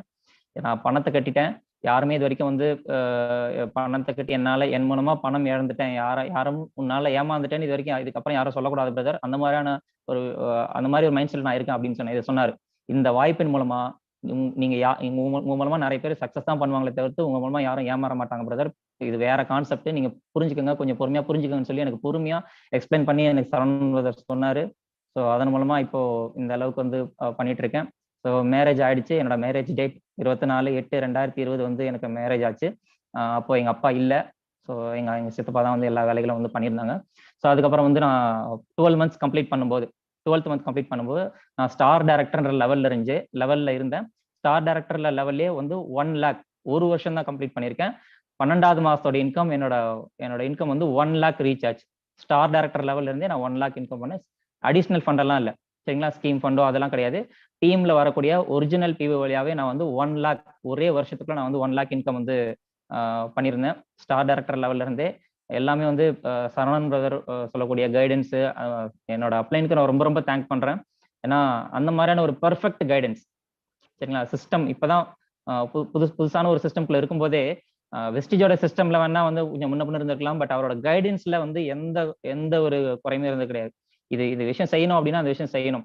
ஆனா நான் வந்து உடனே கேட்டுக்க மாட்டேன். அவர் சொல்றது எல்லாமே உடனே கேட்டுக்க மாட்டேன். ஏன் இப்படி செய்யக்கூடாதா, ஏன் இப்படி செய்யக்கூடாதா, ஏன் அப்படி செய்யக்கூடாதா, இப்படி செய்யக்கூடாதான்னு எல்லா கேள்விகளையுமே கேட்டுருவேன். ஏன்னா நான் வந்து தப்பா போய் செய்ய மாட்டேன். எல்லாத்தையும் நான் கேட்டுருவேன். கேட்டாலுமே கூட பொறுமையா எனக்கு பதில் சொல்லுவாரு. பொறுமையா பதில் சொல்லி இல்ல ப்ரோ, நான் அதெல்லாம் ட்ரை பண்ணிட்டேன் ப்ரோ, பண்ணாத, அது வேணாம் ப்ரோ அப்படின்னு சொல்லுவாரு. ஏன் ப்ரோ இப்படி பண்ண, திரும்ப நான் நோண்டி கேட்பேன். எல்லா விஷயத்தையும் ஒரு தடவை சொன்னோன்னே எனக்கு புரிஞ்சுக்க மாட்டேன். அகைன் திரும்ப கேட்டாலுமே அவ்வளவு பொறுமையா சொல்லி கொடுப்பாரு. அந்த ட்ரைனிங்ஸ், அவர் எடுக்கக்கூடிய ட்ரைனிங் பாத்தீங்கன்னா, அந்த லாக்டவுன் சுச்சுவேஷன்லாம் ஆன்லைன் ட்ரைனிங் எடுக்க ஆரம்பிச்சதுக்கு அப்புறம் ஒரு நாள் ட்ரைனிங் கேன்சல் பண்ண கூடாது. Is the man of perfect. ஒரு நாள் நானே அவர்கிட்ட கேட்பேன், உங்களுக்குலாம் வந்து சொந்தக்காரங்க கிடையாதா, உங்களுக்குலாம் காய்ச்சல் தலைவலி வராதா, எப்படி இவ்வளவு பெர்ஃபெக்டா அவங்களால இருக்க முடியுது அப்படின்னு சொல்லி கேட்பேன். அதே டூப்ளிகேஷன் எனக்கு அப்படியே இறங்குச்சு. இந்த மனுஷன் மாதிரி நம்மளும் பெர்ஃபெக்டா இருக்கணும், இந்த மனுஷன் மாதிரி டெடிகேஷனா இருக்கணும், இந்த மனுஷன் மாதிரி எத்தனை முறை கூப்பிட்டாலும் ஃபோன் அட்டன் பண்ணணும், எத்தனை முறை வந்து டவுட் கேட்டாலும் கோச்சிக்காம அப்படியே சிரிச்சுக்கினே நம்ம சொல்லி தரணும். அந்த மாதிரியான ஒரு விஷயத்த வந்து அவர் எனக்கு வந்து இறக்குனாரு. அதே டூப்ளிகேஷன் நானும் வந்து ஒரு நாள் கூட மீட்டிங் கேன்சல் பண்ணக்கூடாதுன்னு சொல்லி டெடிகேட்டடா இப்போ நான் ஃபாலோ பண்ணிட்டு இருக்கேன். ஒரு நாளைக்கு ஒரு மிஸ்ட் கால் கூட விடக்கூடாதுன்னு சொல்லி நான் இன்னும் தொடர்ச்சியா எல்லா மிஸ்ட் கால்ஸுமே ஒரு நாள் நான் கிளியர் பண்ணிட்டு இருக்கேன். வாட்ஸ்அப்ல இருக்க எல்லா மெசேஜும் நான் கிளியர் பண்ணிட்டு இருக்கேன். எல்லாருக்குமே வந்து பெர்ஃபெக்ட் பர்சனா, நான் என்னைக்காவது தப்பு பண்ணியிருக்கேனா அப்படின்ற மாதிரி ஒரு கேள்வி யாரை பார்த்தாலும் நான் கேட்கற மாதிரி இருக்கணும். அந்த மாதிரி தான் என்னோட அப்ளைன் இருந்தாரு. நான் என்னைக்காவது ஒரு நாள் உங்களுக்கு செய்யாம இருந்திருக்கிறேன் அப்புறம்னு கேட்பாரு. அதே மாதிரி நானும் இருக்கணும் முடிவு பண்ணேன். நான் என்னைக்காவது ஒரு நாள் யாருக்காவது வந்து ஃபோன் எடுக்காமலோ, ரிப்ளை பண்ணாமலோ, ஆன்சர் இல்லாமலோ, யாருக்காக செய்யாம இருந்திருக்கணும் அப்படின்னு கேட்கணுன்ற மாதிரி பெர்ஃபெக்டா இருக்கணும்னு நான் முடிவு பண்ணேன். அதே மாதிரி இப்ப வரைக்கும் பெர்ஃபெக்டா இருந்துட்டு இருக்கேன். சரிங்களா? என்னோட கிராஃப் பாருங்க. என்னோட இன்கம் கிராஃப் இதுதான். ஃபர்ஸ்ட் மாச வருமானம் 293 இருந்து ஃபர்ஸ்ட் மாசம் 293 ரூபா நான் ஃபோன் பேசிட்டு இருக்கும்போது எங்க அம்மா பார்த்துட்டு, எவ்வளவுப்பா இவ்வளவு ஃபோன் பேசுற, எவ்வளவுப்பா சம்பாரிச்சுன்னு கேட்டாங்க. 293 ரூபாப்பா அப்படின்னு 293 ரூபான்னு சொன்னேன். உன்ன மாதிரி பைத்தியக்காரன் எங்கேயும் இருக்க மாட்டாங்க அப்படின்னு சொன்னாங்க. யாரா இருந்தாலும் அப்படிதான் சொல்லுவாங்க, கரெக்டுங்களா? ஸோ அடுத்தடுத்து நான் தொடர்ந்து வந்து பேச பண்ண ஆரம்பிச்சேன். ஓரளவுக்கு அந்த ஒரு 10,000 ரூபாய் இன்கம் வாங்கும்போது தான் ஓகே, சரி 10,000 வந்திருக்கா அப்படின்னு சொன்னாங்க. அடுத்தடுத்து தொடர்ந்து, ஏன்னா நம்ம என்ன பண்ணிட்டு இருக்கோம் நமக்கு தெரியும். அவங்கள்ட்ட போய் அக்குமுலேஷன் பிவி, டைனமிக் கம்ப்ரஷன் எல்லாத்தையும் வந்து வீட்டில் இருக்கவங்கள்ட்ட சொல்லி புரிய வச்சுட்டு தான் நம்மளை வந்து தொடர்ச்சியா ஒர்க் பண்ண விடுவாங்கன்னு நம்ம நம்பிட்டு இருந்தோம் அப்படின்னா வேலைக்காக. நம்ம செய்யறது கரெக்டா, நம்ம செய்யறது பிசினஸ் நமக்கு தான் தெரியும் கரெக்டா. ஸோ நம்ம வந்து இந்த இன்கம் வந்து எல்லாருக்கும் எக்ஸ்பிளைன் பண்ணிட்டு இருக்க முடியாது சரிங்களா. ஸோ அடுத்து என்னோட குழந்தை வந்து ஃபார்ம் ஆச்சு. பேபி ஷவர் வந்து 13ஆம் தேதி 6ஆம் மாசம் வந்து நாங்கள் பண்ணியிருந்தோம். அப்புறம் என்னோட கியூட் குழந்தை யாழ்விகா, பெண் சிங்கக்குட்டி. பெண் அப்படின்னா மகாலட்சுமின்னு சொல்லுவீங்க, பட் நான் சொல்ல மாட்டேன். பெண் சிங்கக்குட்டி, பெண் சிங்கக்குட்டி யாழ்விகா. யாழ்விகா சரிங்களா. என் பொண்ணு பிறக்கும் போதே டைமண்ட் டைரக்டரா பிறந்தா. நான் வந்து ஒர்க் செய்யும் போதே சொல்லுவேன், என் பிள்ளைங்களுக்காக தான் ஒர்க் பண்றேன், என் பிள்ளை என்னோட குழந்தைங்களுக்காக தான் ஒர்க் பண்றேன்னு சொல்லிட்டு. பிறக்கும் போதே என் பொண்ணு டைமண்ட் டைரக்டரா தான் பிறந்தா. கரெக்டா என் பொண்ணுக்கு டைமண்ட் டைரக்டரா தான் பிறந்துச்சு. ஸோ இப்போ டைமண்ட் டைரக்டரா இருக்கு. அது பாப்பா வந்து 18 வருஷம் கம்ப்ளீட் பண்ணும்போது ஒரு வருஷத்துக்கு வந்து ரெண்டு புது டைரக்டர் கொண்டு வந்தா கூட அந்த என்னோட ஐடியா வந்து என் பொண்ணுக்கு போகும்போது டபுள் யூனிவர்சல் கிரவுண்ட் டைரக்டரா தான் என்னோட ஐடியா வந்து என் பொண்ணுக்கு நான் கொடுப்பேன். முடியாதாங்க எங்க இவ்வளவு தூரம் வந்து பண்ணோம் சரிங்களா. வருஷத்துக்கு ஒரு ரெண்டு புது டைரக்டர் வந்து கொண்டு வர முடியாதா? என் பொண்ணுக்கு ஐடியா நான் கொடுக்கும்போது டபுள் யூனிவர்சல் கிரவுண்ட் டைரக்டரா தான் கண்டிப்பா ஐடியா கொடுக்கணும்னு நான் வந்து பிளான் பண்ணி ஒர்க் பண்ணிட்டு இருப்பேன். கண்டிப்பா அதை நான் செஞ்சே தீர்வேன். அந்த ஜிஎஸ்டி கட்டணம்னு வந்து சொன்னாங்க. ஜிஎஸ்டி கட்டணம்னு சொல்லி ஆடிட்டர் வந்து கேட்டாரு, உங்க இன்கம் அதிகமாயிடுச்சு, இது கட்டணம், ஜிஎஸ்டி கட்டணம்னு வந்து சொல்லிட்டாங்க. சரவணன் சொல்லிட்டாரு. அதுக்கான மெயிலும் கம்பெனில இருந்து வந்துருச்சு. வந்த உடனே ஜிஎஸ்டி கட்டணமா, நம்ம வரி கட்டுற அளவுக்கு சம்பாரிச்சிட்டோம் அப்படின்னு சொல்லி பார்த்தா, சரி ஓகே இது ஐடி ரிட்டர்ன்ஸ் ஃபைல் பண்ணலாம்னு சொல்லி ஃபைல் பண்ண போனா அவர் ஒரு கேள்வி கேட்டாரு, உங்ககிட்ட என்ன சொத்து இருக்கு அப்படின்னு சொல்லி கேட்டாரு. சொத்தா அப்படி சொல்லி திரும்பி பார்த்தேன். சொத்தெல்லாம் ஒண்ணும் கிடையாதுங்க அப்படின்னு. வேற ஏதாவது இருக்கான்னு அவரே கேட்கவே, சரி பைக் இருக்கான்னு கேட்டாரு. பைக் இருக்கு சார் அப்படின்னு சொல்லி சொன்னேன். பைக். அப்பதான் யோசிச்சேன், என்கிட்ட இருக்கிற ஒரே சொத்து இந்த பைக் தான் சொல்லி. இந்த பைக்கை வந்து நான் வந்து சாம்சங்ல ஒர்க் பண்றேன்னு சொல்லி தெரியுமா, அந்த டயத்துல 10,000 ரூபாய் இனிஷியல் பேமெண்ட்டை கட்டிட்டு மாசம் வந்து 5,000 ரூபாய் இஎம்ஐ கட்டுற மாதிரி சுச்சுவேஷன்ல தான் இந்த பைக் நான் வாங்கினேன். ஏன்னா ஃபேமிலி சுச்சுவேஷன் உங்களுக்கே தெரியும், நீயே பைக் வாங்கிக்கப்பா அப்படின்னு சொல்லி சொல்லிட்டாங்க. ஸோ நான் வேலை பார்க்குற அந்த 10,000 15,000 வேலையிலேயே வந்து 5,000 ரூபாய் பைக்குக்கு இஎம்ஐ போயிடும். அந்த மாதிரி கட்டி 2.5 வருஷம், மொத்தமா 2.5 வருஷம் நான் அந்த பைக் இஎம்ஐ 2.5 வருஷம் ஆயிடுச்சுன்னு நினைக்கிறேன். ஏன்னா அதிகமா காசு ஆச்சு, ரொம்ப இஎம்ஐ லேட் ஆனதுனால அதிகமா காசு ஆச்சு. கட்டி தான் வந்து இந்த என்னோட டிவிஎஸ் ஸ்டார் சிட்டி பைக் வந்து சொந்தமாக்குனேன். இப்போ ஜிஎஸ்டி பே பண்ணும்போது இந்த சொத்து இருக்கிற ஒரே சொத்து இதுதான் சரிங்களா. அப்பதான் எனக்கு அது புரிஞ்சிச்சு. அண்ட் அதுக்கப்புறம் பாத்தீங்கன்னா இப்போ 4 லட்ச ரூபா ஒர்த் வந்து ஒரு வீடு லீஸ்னா ஒத்திக்கு எடுப்பாங்க இல்லையா, அந்த வீடு 4 லட்ச ரூபா ஒர்த்து 3 பெட்ரூம் இருக்கிற மாதிரியான ஒரு வீடு அங்க எடுத்து நாங்க தங்கிட்டு இருக்கோம். என்ன ப்ரோ வீடு லீஸ்க்கு எடுக்கிறது எல்லாம் ஒரு பெரிய விஷயமா அப்படின்னு சொல்லி கேட்காதீங்க. ஏன்னா சின்ன பிள்ளையில இருந்தே வாடகை வீட்டுல இருந்தே தங்கி ஒரு 8 வாடகை வீடு வரைக்கும் வேலூர்ல நாங்க மாறி இருக்கோம். மொத்த பொருளையும் தூக்கிக்கிட்டு மாட்டு வண்டியில ஏற்றி வேற வீட்டுக்கு மாத்தி, அப்புறம் வந்து சின்ன டெம்போ வேன்ல எடுத்துக்கிட்டு வேற வீட்டுக்கு மாத்தி மொத்த பொருளையும் எடுத்து அடிக்கி வாடகை வீட்டுல ஹவுஸ் ஓனர்கிட்ட திட்டு வாங்கிக்கிட்டு இருந்திருந்தீங்க அப்படின்னா, அந்த மாதிரி ஒரு ஆளா இருக்கீங்க அப்படின்னா உங்களுக்கு நான் சொல்ற அதோட வழி என்னன்றது உங்களுக்கு புரியும் சரிங்களா. இப்ப நான் லீஸ்க்கு 4 லட்ச ரூபாய் கொடுத்து ஒரு வீட்டுல இருக்கேன் அப்படின்றதே பெரிய விஷயமானு கேட்டா ஆமா, எங்களுக்கு பெரிய விஷயம் தான் சரிங்களா. அந்த மாதிரியான ஒரு விஷயத்துல ஒரு சூழ்நிலை வந்து இப்ப லாஸ்ட் 1.5 இயர்ஸா வந்து இந்த வீட்டுல நாங்க லீஸ்க்கு ஒரு வீட்டுல தான் எடுத்து இருக்கிறோம். அதுக்கப்புறம் சின்ன சின்ன நகைகள், ஒய்ஃப்க்கு வந்து கம்மலும் செயின் அந்த மாதிரிலாம் வந்து நான் வாங்கி கொடுத்துருந்தேன். எங்க அம்மாவுக்கும் சில விஷயங்கள் செஞ்சிருந்தேன். அதுக்கப்புறம் இப்ப ரீசெண்டா இது வந்து பாத்தீங்கன்னா போன மாசம் குரூப்ல கூட நான் போட்டிருந்தேன். என்னோட பிரதருக்கு வந்து அடுத்து தம்பிக்கு வந்து மேரேஜ் பார்த்துருக்கு. ஸோ அவரோட மேரேஜுக்கு வந்து என்ன கிஃப்ட் கொடுக்கலாம் அப்படின்னு சொல்லி செக் பண்ணி பார்க்கும்போது அவருக்கு பிடிச்ச பைக்கான டிவிஎஸ் ரைடர் அப்படின்ற பைக்கை வந்து கிஃப்ட் பைக் வாங்கி கிஃப்ட் கொடுத்துருக்கோம் சரிங்களா. பைக் நம்ம வாங்குறதுக்கு என்ன நிலைமையில இருந்தோம்னு உங்களுக்கு தெரியுமா? நான் என்னோட சொந்த பைக் வாங்குறதுக்கு என்ன நிலைமையில இருந்தோம். பட் இப்போ கிஃப்ட் நேரா போனேன், 1 லட்ச ரூபாய் கொடுத்தாச்சு, இன்னைக்கு 1,15,000 கொடுத்தாச்சு. ஒரே பேமெண்ட் கொடுத்துட்டு இருந்தாவப்பா தம்பி இந்த கிஃப்ட். எந்த அளவுக்கு வந்து நம்மளோட லைஃப் வந்து சேஞ்ச் ஆயிருக்கு அப்படின்ற விஷயத்த வந்து பாருங்க. ஸோ இப்போ என்னோட ஹையஸ்ட் இன்கமா 1,62,000 வந்து நான் வந்து இன்கம் பண்ணிட்டு இருக்கேன். மந்த்லி ஆவரேஜாவே வந்து 1.25 லட்ச ரூபாய் மந்த்லி தொடர்ந்து வந்து இன்கம் நான் பண்ணிட்டு இருக்கேன். இப்போ கிரவுண்ட் டைரக்டர்ன்ற லெவல்ல இருக்கேன். அண்டு உங்களுக்கு ஒரு ஹாப்பி நியூஸ் வந்து நான் சொல்றதா சொல்லியிருந்தேன். ஸோ அந்த ஹாப்பி நியூஸ் என்ன அப்படின்னா, வீடு வாங்கியாச்சு.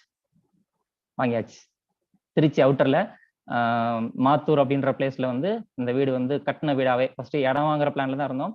அப்புறம் வந்து டெக்னீஷியன் சொன்னாரு, இந்த மாதிரி வீடு கட்டியே நாங்க சேல்ஸ்ல ரெடியா வச்சிருக்கோம், நீங்க வந்து பாருங்க பண்ணுங்க நீங்க சேர்ந்து கூட ஷேரிங்ல போட்டு பண்ணிக்கங்கன்ற மாதிரி சொன்னாரு. ஸோ இப்போ வந்து லோன் வந்து கிடைச்சிருச்சு. லோன் நிஜமாவே ஃப்ரெண்ட்ஸ், இப்போ இந்த ரீசெண்டாக நான் ஜிஎஸ்டி ஐடி எல்லாம் 2 வருஷமா ஃபைல் பண்ணியிருந்தோம். ஃபைல் பண்ணியிருந்தப்ப வந்து லோன் கேட்டிருந்தோம். சரிங்களா? லோன் கேட்கும்போது வந்து பேங்க் மேனேஜர் சொன்னார், இது வந்து வெஸ்டிஜென்ற கம்பெனி தானே, இது வந்து ப்ராடக்ட்ஸ் வேஸ்ட் கம்பெனி தானே, இதுல உங்களுக்கு இன்கம் ரெகுலரா வருமா அப்படின்ற மாதிரியான ஒரு விஷயங்கள்லாம் கேட்டிருந்தாரு. ஸோ அப்போ என்னோட இன்கம் ஸ்டேட்மெண்ட் அவர் செக் பண்ணாரு. கனரா பேங்க் மேனேஜரா இருக்கு, அவர் செக் பண்ணாரு. கரெக்டாக எல்லா மாசமே ரெகுலரா என்னோட இன்கம்ஸ் இருந்துச்சு. எல்லா மாசமே கரெக்டா வந்து டாக்ஸ் பிடிச்சது போக ரிமைனிங் அமௌண்ட் தான் வந்துருச்சுன்றத ஸ்டேட்மெண்ட்ல பார்த்தாரு. சார் நீங்க சொல்ற மாதிரி இது ப்ராடக்ட்ஸ் பேஸ்ட் கம்பெனியாவே இருந்தாலும் சரி, என்னோட இன்கம் இங்க ரெகுலரா இருக்கு பாத்தீங்களா, நான் இங்க ரெகுலரா வந்து பர்ஃபெக்டா எல்லாத்துக்கும் டாக்ஸ் பே பண்ணி தான் நாங்க வந்து இன்கம் பண்ணிட்டு இருக்கேன், கவனிச்சிங்களா? அவரும் அதை கரெக்டா கவனிச்சு பார்த்துட்டு, ஓகே எல்லா மாசமும் கரெக்டா உங்களுக்கு வந்து இன்கம்ன்றது ரெகுலர் பேசிஸ்ல வந்துட்டு இருக்கு, ஒரு மாசம் வந்து ஒரு மாசம் வராம இல்லாம ரெகுலர் பேசிஸ்ல வந்துட்டு இருக்கு. அண்ட் ஐடியும் ஃபைல் பண்ணிருக்கீங்க அப்படின்னா ஒன்றும் பிரச்சனை இல்லை, உங்க கம்பெனில அதெல்லாம் தருவாங்களா அப்படின்னு கேட்டாங்க. தருவாங்க சார், நான் ஃபைல் பண்ணிட்டு இருக்கேன், இந்த வருஷம் ஃபைல் பண்ணிட்டேன், இப்போ 2வது வருஷம் ஃபைல் பண்றேன், உங்களுக்கு ஓகே அப்ரூவ் பண்ணிட்டாரு. புரியுதுங்களா? இப்போ நான் ஒரு விஷயம், முக்கியமான விஷயம் நல்லா சொல்றேன், கவனிங்க. இன்கம் கம்மியா கூட வாங்கிட்டு போங்க, பட் நான் குவாலிஃபைடா மட்டும் மாறாதீங்க. மாசம் உங்களோட அக்கௌண்ட்ல சம்திங் ஏதாவது ஒரு அமௌண்ட்ன்றது வந்து ரெகுலர் பேசிஸ்ல இந்த வெஸ்டிஜ்ன்ற வருமானத்து மூலம் உங்களுக்கு ரெகுலரா அக்கௌண்ட்ல கிரெடிட் ஆகிட்டே இருக்கணும். அப்படி கிரெடிட் ஆகிட்டே இருந்தா தான் நீங்க போயிட்டு ஒரு லோனுக்குன்னு அப்ளை பண்ணும்போது கூட உங்களுக்கு அதை ரெகுலர் இன்கமா வந்து கன்சிடர் பண்ணுவாங்க. நீங்க விட்டு நான் குவாலிஃபை ஆகி பண்ணிக்கிட்டே இருந்துட்டு இருக்கீங்க அப்படின்னா, வெஸ்டீஜ்ல உங்க உங்க உங்க டவுன்லைன் உங்க டீம் மெம்பர்ஸ்க்கு வந்து வரக்கூடிய டிசப்பாயின்மெண்ட்டை விட உங்க பேங்க் மேனேஜருக்கு வரக்கூடிய டிசப்பாயின்மெண்ட் தான் அதிகமா இருக்கும். ரெகுலர் இன்கம் இல்ல அப்படின்ற விஷயத்தை அவர் தெரிஞ்சுக்குவார். சரிங்களா? என்னோட இன்கம் ரெகுலரா இருந்துச்சு, ஒரு மாசம் கூட விடாம இருந்துச்சு. ஐடிஎஃப் கரெக்டா ஃபைல் பண்ணியிருந்ததுனால அவர் லோன் அப்ரூவ் பண்ணியிருக்காரு. சரிங்களா? ஸோ இந்த மாதிரியான விஷயங்கள் வந்து இந்த லோன் டயத்துல வந்து நடந்துச்சு. இப்போ இந்த வீடு வந்து இப்போ ஆடி மாசம் ரெஜிஸ்ட்ரேஷன் பண்ண முடியல. ஸோ முடிச்சதுக்கு அப்புறம் கண்டிப்பா அடுத்த மாசம் செப்டம்பர் எண்டில் வந்து கண்டிப்பா புது வீட்டுக்கு நாங்க மாறிடுவோம். ஓகே, இதான் டிராயிங் எல்லாம் போட்டிருந்தது. அண்ட் இப்ப சார் சொன்ன மாதிரி தாய்லாந்து ட்ரிப், வெளிநாடு போய் வந்தேன், தமிழ்நாட்டை விட்டு தாய்நாட்டை விட்டு தாய்லாண்டிற்கு சென்று வந்தேன். சரிங்களா? ரொம்ப ரொம்ப ரொம்ப ஹாப்பியான மூமெண்ட். பக்கத்து நிக்கிறது, நடுவில் நிக்கிறது யாரு? கௌதம் பாலி சார், தி காட், லெஜெண்ட், கிங், அந்த மாதிரி சொல்லணும். சரிங்களா? அந்த மாதிரி ஒரு மனுஷனை சும்மா ஜஸ்ட் ஜென்ரலா சும்மா அப்படின்னு இப்படி நடந்து போயிட்டு இருக்கும்போது எங்களால் பார்க்க முடிஞ்சிச்சு. அந்த காலா டின்னர்னு சொல்லிட்டு ஈவினிங்ல ஒரு ஈவினிங் அந்த டின்னர் வச்சிருந்தாங்க. அப்பதான் வந்து சாரை பார்த்தேன், ஒருத்தரா கை கொடுத்து உள்ள என்ட்ரன்ஸ் கொடுத்துருந்தாங்க. அவர் கை ஹேண்ட் ஷேக் கொடுத்த உடனே எனக்கு அப்படியே எப்படி இருந்துச்சு தெரியுங்களா, அந்த மாதிரி ஒரு ஃபீல். சரிங்களா? அப்ப அதுக்கப்புறம் எல்லாம் பாத்தீங்கன்னா 2-3 நாள் அங்கதான் இருந்தாரு, போனாங்க, அப்படி நின்று உட்காந்துட்டு இருந்தாங்க, டேபிள்ல உட்காந்து பேசிட்டு இருந்தாங்க, சாப்பிட்டுட்டு இருந்தோம், பிளைட்ல ஒன்னா அப்படியே அந்த லைன்ல சார் கூட தான் கீழே நின்றுட்டு இருந்தோம், செல்ஃபி எல்லாம் அடிக்கடி நிறைய எடுத்தோம். ரொம்ப ரொம்ப ஹாப்பி. ஏன்னா வேற சில கம்பெனிஸ் எல்லாம் பாத்தீங்கன்னா ஓனர் அங்க இருக்காரு, ஓனர் இங்க இருக்காரு, அவரெல்லாம் வந்து இது பண்ண முடியாது அப்படின்னு சொல்லி அதுவே வந்து சில பேருக்கு நம்பிக்கை கிடையாது. சரிங்களா ஃப்ரெண்ட்ஸ்? யாருக்கெல்லாம் வந்து என்ன சொல்றது, இந்த மேன் ஆஃப் சிம்பிளிசிட்டி, சரிங்களா, அந்த மாதிரியான ஒரு பர்சன் கௌதம் பாலி சார் கூட, கன்வர் பீர் சிங் சார் கூட, தீபக் சார் கூட, எல்லாரு கூடயுமே வந்து ஒரு ஜென்ரலான ஒரு டிஸ்கஷன் இருந்துச்சு. ஜஸ்ட் எல்லாரு கூடயுமே ஜாலியா நின்று ஒருத்தர் செல்ஃபி கேட்கும்போது அத்தனை பேருக்குமே போட்டோஸ் எடுத்து கொடுத்து அருமையான ஒரு விஷயமா இருந்துச்சு. செம்மையான ஒரு என்ஜாய்மெண்ட். இந்த கோவா சாரி தாய்லாந்து டூரை பத்தி வந்து நிறைய விஷயங்கள் பேசணும்னா பேசிட்டே இருக்கலாம், அது இப்போதைக்கு சொல்ல நேரம் இல்லை. அருமையான ஒரு 4 நாள் எப்படி போச்சுன்றதே தெரியல, எங்கேயோ கனவு உலகத்துல வாழ்ந்துட்டு வந்த மாதிரியே இருந்துச்சு எனக்கு அங்க போயிட்டு ரிட்டர்ன்ஸ் வரும்போது. ரொம்ப ரொம்ப அருமையான ஒரு டைமிங். அண்ட் என்னோட அப்ளைன்ஸ்க்கு நான் தேங்க்ஸ் சொல்றேன். அப்ளைன் சரவணன் சார், அவருக்கு தேங்க்ஸ் ஆல்ரெடி நிறைய சொல்லிட்டேன், ஆனா அவருக்கு சொல்லி முடிக்க முடியாது. அண்ட் அடுத்து இப்போ என்னோட super appliance Sharif brother, Lakshmi Narayan sir, எல்லாருக்குமே நான் தேங்க்ஸ் சொல்லிக்கிறேன். அடுத்து என்னோட சப்போர்ட்டிங் பிரதர்ஸ் யாருன்னா சரவணன் பிரதரோட டீம், பேரலல் டீம்ல இருக்கக்கூடிய பர்சன்ஸ். இவங்கெல்லாம் வந்து ஃபர்ஸ்ட் டைரக்டர் ஆனது பார்த்தீங்கன்னா சரவணன் சாருக்கு வந்து சதீஷ் பிரதர் தான் ஃபர்ஸ்ட் டைரக்டர் ஆனாரு, அதுக்கப்புறம் யுவராஜன் ஆனாங்க, அதுக்கப்புறம் முரளி பிரதர் ஆனாங்க, அதுக்கப்புறம் நான் 4ஆவதா வந்து நான் டைரக்டர் ஆனேன். இப்போ நான் டைரக்டர் ஆகும்போது சரவணன் பிரதர் வந்து கிரவுண்ட் டைரக்டர் ஆனாங்க. பட் என்னோட பேரலல் லெக்ஸா இருந்தாலுமே பார்த்தீங்கன்னா எனக்கு ரொம்ப ரொம்ப சப்போர்ட்டிங்கா இருப்பாங்க சதீஷ் பிரதர், யுவராஜன், முரளி, எல்லாருமே வந்து என்னோட குரோத் கொஞ்சம் ஸ்லோவா இருந்தாலுமே பரவாயில்லடா கண்ணா நல்லா பண்றான்னு சொல்லி ரொம்ப சப்போர்ட்டிவா எல்லாமே வந்து எனக்கு சப்போர்ட்டிவா இருந்துட்டு இருக்காங்க, இப்போ வரைக்குமே இருந்துட்டு இருக்காங்க. அண்ட் என்னோட டீம்ல இருக்கக்கூடிய life lines, the great team members, Karthik ground டைரக்டரா இருக்காங்க, அடுத்து தினேஷ் பிரதர் வந்து டைமண்ட் டைரக்டரா இருக்காங்க. எந்த அளவுக்கு வந்து தடைகளை வந்தாலுமே வந்து அசராம நிக்கிறதுக்கான ஒரு பெர்ஃபெக்டான ஒரு பர்சன் அப்படின்னா கார்த்திக் சார் தான் நான் சொல்லணும். அண்ட் அடுத்து எல்லா விதமான பிரச்சனைகளுமே சிம்பிளா அசால்ட்டா சிரிச்சிங்கனே ஹேண்டில் பண்ணக்கூடிய ஒரு பர்சன் அப்படின்னா தினேஷ் பிரதர் தான் நான் வந்து சொல்வேன். ஏன்னா நானே ஒரு சில டயத்துல வந்து கொஞ்சம் வெக்ஸ் ஆனாலுமே இதானாலுமே கூட அவர் எனக்கு வந்து ஒடுங்குப்புறம் பார்த்துக்கலாம் அப்படின்ற மாதிரியான ஒரு சூப்பரான ஒரு கேரக்டர் இருக்கக்கூடிய ஒரு பர்சன், பர்ஃபெக்ட் லீடர்ஷிப் குவாலிட்டி இருக்கக்கூடிய பர்சன். அண்ட் வந்து ராமலட்சுமி மேடம் ஸ்டார் டைரக்டர், உமன்ஸ்லேயே வந்து என்னோட டீம்ல உமன்ஸ்ல ஒரு பர்ஃபெக்டான ஒரு எக்ஸாம்பிளா, உமன்ஸ்க்கு ஒரு காலேஜ் ஸ்டூடெண்டா நான் எப்படி சார் இதெல்லாம் பேச முடியும் அப்படின்னு சொல்லி தயங்கிட்டு பேசிட்டு நின்றுட்டு இருந்த கூட ஒரு பர்சன் இப்போ ஒரு ஹோம் மேக்கரா நான் கல்யாணம் பண்ணி ஒரு வீட்டுக்கு போகும்போதே தலை நிமிந்து தான் சார் போவேன்னு சொல்லி அவங்க அதே மாதிரி சக்சஸ்ஃபுல் லேடியா வந்து ஒரு வீட்டுக்கு இப்போ போயிட்டு அங்கேயும் வந்து இப்போ ஆவரேஜா வந்து 70-80,000 இன்கம் பண்ணிட்டு இருக்காங்க நம்மளோட டீம்ல. அடுத்து விஜயலட்சுமி மேடம் அவங்களும் ஃபேமிலி பிரச்சனையை தாண்டி சக்சஸ்ஃபுல்லா பண்ணிட்டு இருக்காங்க. சரவணன் சார் ஸ்டார் டைரக்டரா பர்ஃபெக்ட் லீடர்ஷிப் குவாலிட்டியோட வந்து டீமை வந்து வழிநடத்தி வந்து கொண்டு போயிட்டு இருக்காங்க. ஸோ அடுத்து என் டீம்ல இருக்கக்கூடிய கோல் டைரக்டர்ஸ் மோகனாம்பல் மேடம் அவங்களும் வந்து விடாமுயற்சிக்கு ஒரு பெர்ஃபெக்ட் எக்ஸாம்பிளா சொல்லணும். ஏன்னா ஃபேமிலி எல்லாத்தையுமே வந்து மெயின்டைன் பண்ணிட்டு இருக்காங்க. அடுத்து நாகலட்சுமி மேடம், அடுத்து வந்து ரஹமத் நிஷா மேடம், அவங்க வீட்டை விட்டு வெளியவே கூட போகாத ஒரு பர்சன் இந்த அளவுக்கு வந்து ஸ்டேஜில் வந்து சக்ஸஸ் பண்ணிட்டு இருக்காங்க. அடுத்து சுபா மேடம் பெரிய நல்ல ஒரு லீடர்ஷிப் குவாலிட்டியோட டீமை கொண்டு போயிட்டு இருக்காங்க. அடுத்து வந்து நம்மளோட சிவா சார் கோல் டைரக்டர்ன்ற பொசிஷன்ல சூப்பரா வந்து பண்ணிட்டு இருக்காங்க. ஓகே, அடுத்து நம்மளோட சார் பார்த்தீங்கன்னா பஸ் கண்டக்டரா இருந்துட்டுமே வந்து இந்த பிசினஸ் வந்து பெரிய லெவலில் சக்ஸஸ்ஃபுல்லாக பண்ணிட்டு இருக்காங்க. Okay, thank you. அண்ட் அடுத்து முக்கியமான தேங்க்ஸ் பார்த்தீங்க அப்படின்னா என்னோட மோட்டிவேட்டட் ஃப்ரெண்ட்ஸ். யார் சார் இவங்கெல்லாம் வந்து பிஸ்னஸை பண்ண சொல்லி மோட்டிவேட் பண்ணாங்களான்னு கேட்டால் கிடையாது. இந்த பிஸ்னஸை பண்ணாதன்னு சொன்னாங்க தெரியுமா, அதுதான் இவங்க எனக்கு கொடுத்த மோட்டிவேஷன். நீ செய்ய மாட்ட, பண்ண மாட்ட, நீ சோப்பு விற்கிறியா, ஒரு ஊரா தெரிய போற, கஷ்டப்பட போற, நீ கூட இதெல்லாம் இறங்கிட்டியான்னு சொல்லி இந்த இன்சல்ட் பண்ணாங்க தெரியுமா, அவங்களுக்கு நான் மிகப்பெரிய தேங்க்ஸ் சொல்லிக்கிறேன். ஏன்னா இவங்கெல்லாம் இன்சல்ட் பண்ணல அப்படின்னா என்னால் அந்த அளவுக்கு பெரிய லெவலில் சக்ஸஸ் பண்ணியிருப்பேனான்னு தெரியல. ஏன்னா இவங்க கொடுக்குற இன்சல்ட்னாலேயும் இவங்க கொடுக்குற இதனாலேயும் தான் நான் வந்து பெரிய லெவலில் இப்போ சக்ஸஸ்ஃபுல்லாக வளர்ந்துருக்கிறேன். ஸோ கண்டிப்பாக இவங்களும் வந்து எங்கே போயிட்டு போகிறாங்க, கண்டிப்பாக வந்து அடுத்தடுத்த லெவல் இப்போ வந்துகிட்டே தான் இருக்காங்க, ஒரு ஆளாக வந்துட்டு தான் இருக்காங்க. அவங்களுக்கு நான் ஒரு தேங்க்ஸ் சொல்லிக்கிறேன். அண்ட் 3 kinds ஆஃப் மோட்டிவேஷன் இருக்கு. ஒன்று வந்து பாசிட்டிவ் மோட்டிவேஷன், நீ பண்ணுப்பா நீ சக்ஸஸ் பண்ணுவ, சாதிச்சிருன்னு சொல்லி நம்மளை மோட்டிவேட் பண்ணிட்டே இருப்பாங்க, அதான் பாசிட்டிவ் மோட்டிவேஷன். அண்ட் அடுத்த விஷயம் பார்த்தீங்க அப்படின்னா நெகட்டிவ் மோட்டிவேஷன், நீ செய்ய மாட்ட, நீ பண்ண மாட்ட, நீ சாதிக்க மாட்ட, உன்னாலாம் இது முடியாது, இதெல்லாம் ஆகாதுன்னு சொல்லுவாங்க தெரியுமா, அது பார்த்தீங்கன்னா நெகட்டிவ் மோட்டிவேஷன். அண்ட் இன்னொன்று விஷயம் பார்த்தீங்கன்னா நியூட்ரல் மோட்டிவேஷன், எந்த ரியாக்ஷனும் இருக்காது, செய்யணும் சொல்ல மாட்டாங்க, செய்யாதுன்னு சொல்ல மாட்டாங்க, நீ என்னத்தையே பண்ணிட்டு போ அப்படின்னு சொல்லி விட்டுருவாங்க தெரியுமா. அதுவும் என்ன, அதுவும் ஒரு மோட்டிவேஷன் தான். இப்ப எத்தனை பேருக்கு வந்து வீட்டுல இந்த மாதிரியான நாட்கள் இருக்காங்க, நீ செய்யாம போ, என்னத்தனா பண்ணிட்டு போன்னு விட்டுறாங்க தெரியுமா. அதுவே வந்து ஒரு பெரிய விஷயம் தான். உனக்கு என்ன வந்து கான்ஃபரன்ஸ் காலா பேசி கொடுப்பாங்க, ஏதோ ஒன்று பண்ணிட்டு போ அப்படின்னு சொன்னாங்கன்னா கூட அது பெரிய மோட்டிவேஷன் தானே. அண்ட் நெகட்டிவ் மோட்டிவேஷன், நீ செய்யாதுன்னு சொல்றாங்க சார், உன்னை மோட்டிவேட் தான் பண்றாங்க, நல்லா பண்ணுன்னு மோட்டிவேட் தான் பண்றாங்க, உன்னை செய்யின்னு சொன்னாலும் நல்லா ஒன்று மோட்டிவேட் தான் பண்றாங்க, நீ ஏன்ப்பா நெகட்டிவா எடுத்துக்கிற. அவன் வந்து உன்னை செய்யின்னு சொல்றதுக்கு யாரு, அவன் சக்சஸ்ஃபுல் பர்சனா, அவன் வாழ்க்கை எதை நோக்கி போகிறதுன்றதே அவனுக்கே தெரியல. ஸோ அவனோட வேர்ட்ஸை நீங்க கேட்டுக்கிட்டு அவனோட வார்த்தைகள் தான் உங்க வாழ்த்தை மாத்தும் அப்படின்னா அது வேலைக்கு ஆகாது, சரிங்களா. ஸோ நீங்க தான் உங்களோட லைஃப் டிசைட் பண்ணணும். யார் உங்களை எதை பத்தி சொன்னாலுமே நீங்க அதை மோட்டிவேஷனா தான் எடுத்துக்கணும். ஸோ ஓகே, உங்களுக்கு நான் ஒரு சின்ன ஒரு எக்ஸாம்பிள் நான் சொல்றேன். எர்த்துல இருந்து ராக்கெட் கிளம்பி நிலாக்கு போகும், உங்களுக்குலாம் தெரியும் இல்லையா. நிறைய பேர் எப்படி நினைச்சிட்டு இருப்பீங்க அப்படின்னா எர்த்துல இருந்து இப்படி கிளம்பி அப்படியே நிலால இறங்கிடும், அப்படியே நேரம் மேல போகும், அப்படியே நிலால போய் சரன்னு இப்படி இறங்கிடும் அப்படின்னு சொல்லி நினைச்சிட்டு இருப்பீங்க. அப்படி கிடையாது, அது இல்ல ப்ராசஸ், சரிங்களா. எர்த்துல இருந்து நிலாக்கு போகணும் அப்படின்னா எர்த்தை சுத்தி ரொட்டேட் பண்ணணும். எர்த்தை சுத்தி அப்படியே அந்த ராக்கெட் வந்து சுத்தும், அப்படியே கொஞ்சம் நீள்வட்டத்துல சுத்தும், அப்படியே வந்து சுத்தி ஒரு சர்டைன் பாயிண்ட் ஆஃப் வியூல எங்க இருக்கு பாருங்க, இந்த சர்டைன் பாயிண்ட் ஆஃப் வியூல அந்த இடத்த விட்டு நகர்ந்து அந்த கிராவிட்டி, எர்த் வந்து கிராவிட்டி இருக்கு தெரியுமா, அந்த கிராவிட்டி வந்து புல் பண்ணும். நம்ம மேல எழுந்து போகும்போது நம்மள வெளியே போக விடாம வந்து புல் பண்ணணும் அப்படின்னா நம்ம வேகமா சுருண்டு அந்த ஒரு சர்டன் கிரிட்டிக்கல் பாயிண்ட்ல தான் டப்புன்னு அந்த வட்டத்தை விட்டு நம்ம வெளியே வருவோம். அதுக்கப்புறம் நிலாவை சுத்தி ஒரு 4 ரவுண்டு சுத்தி அதுக்கப்புறம் தான் பர்ஃபெக்டான ஒரு லேண்டிங்ன்றது நம்ம பண்ண முடியும். அந்த மாதிரிதான் நம்மளோட வெற்றியும். ஸோ நம்ம ஒரு இடத்த விட்டு எந்திரிச்சு போகும்போது நம்மளை சுத்தி அந்த நம்மளை வந்து புல் பண்ணுவாங்க, பிடிச்சி இழுப்பாங்க, நம்மளை மேல வளர விடாம கீழே பிடிச்சி இழுப்பாங்க. நம்ம எந்த அளவுக்கு வந்து வேகமா சுத்தி அந்த கிரிட்டிக்கல் பாயிண்ட்டை உடைச்சு நம்ம வெளியே வரோமோ அப்பதான் நம்மளால வந்து நம்ம நினைச்ச வந்து டாஸ்கை நோக்கி போக முடியும்.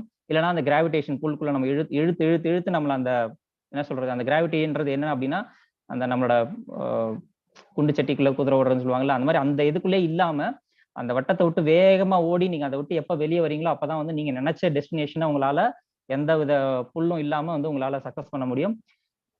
Okay, thank you so much friends. கண்டிப்பா என்னோட லைஃப் ஜேர்னியை வந்து கவனிச்சதுக்காகவும் என்கிட்ட இருந்து கண்டிப்பா ஏதாவது ஒரு விஷயங்கள் கண்டிப்பா நீங்க எல்லாருமே கத்துருப்பீங்க. எல்லாருமே நீங்க வந்து கிரவுன் டைரக்டர் சீக்கிரமா அச்சீவ் பண்ணுங்க.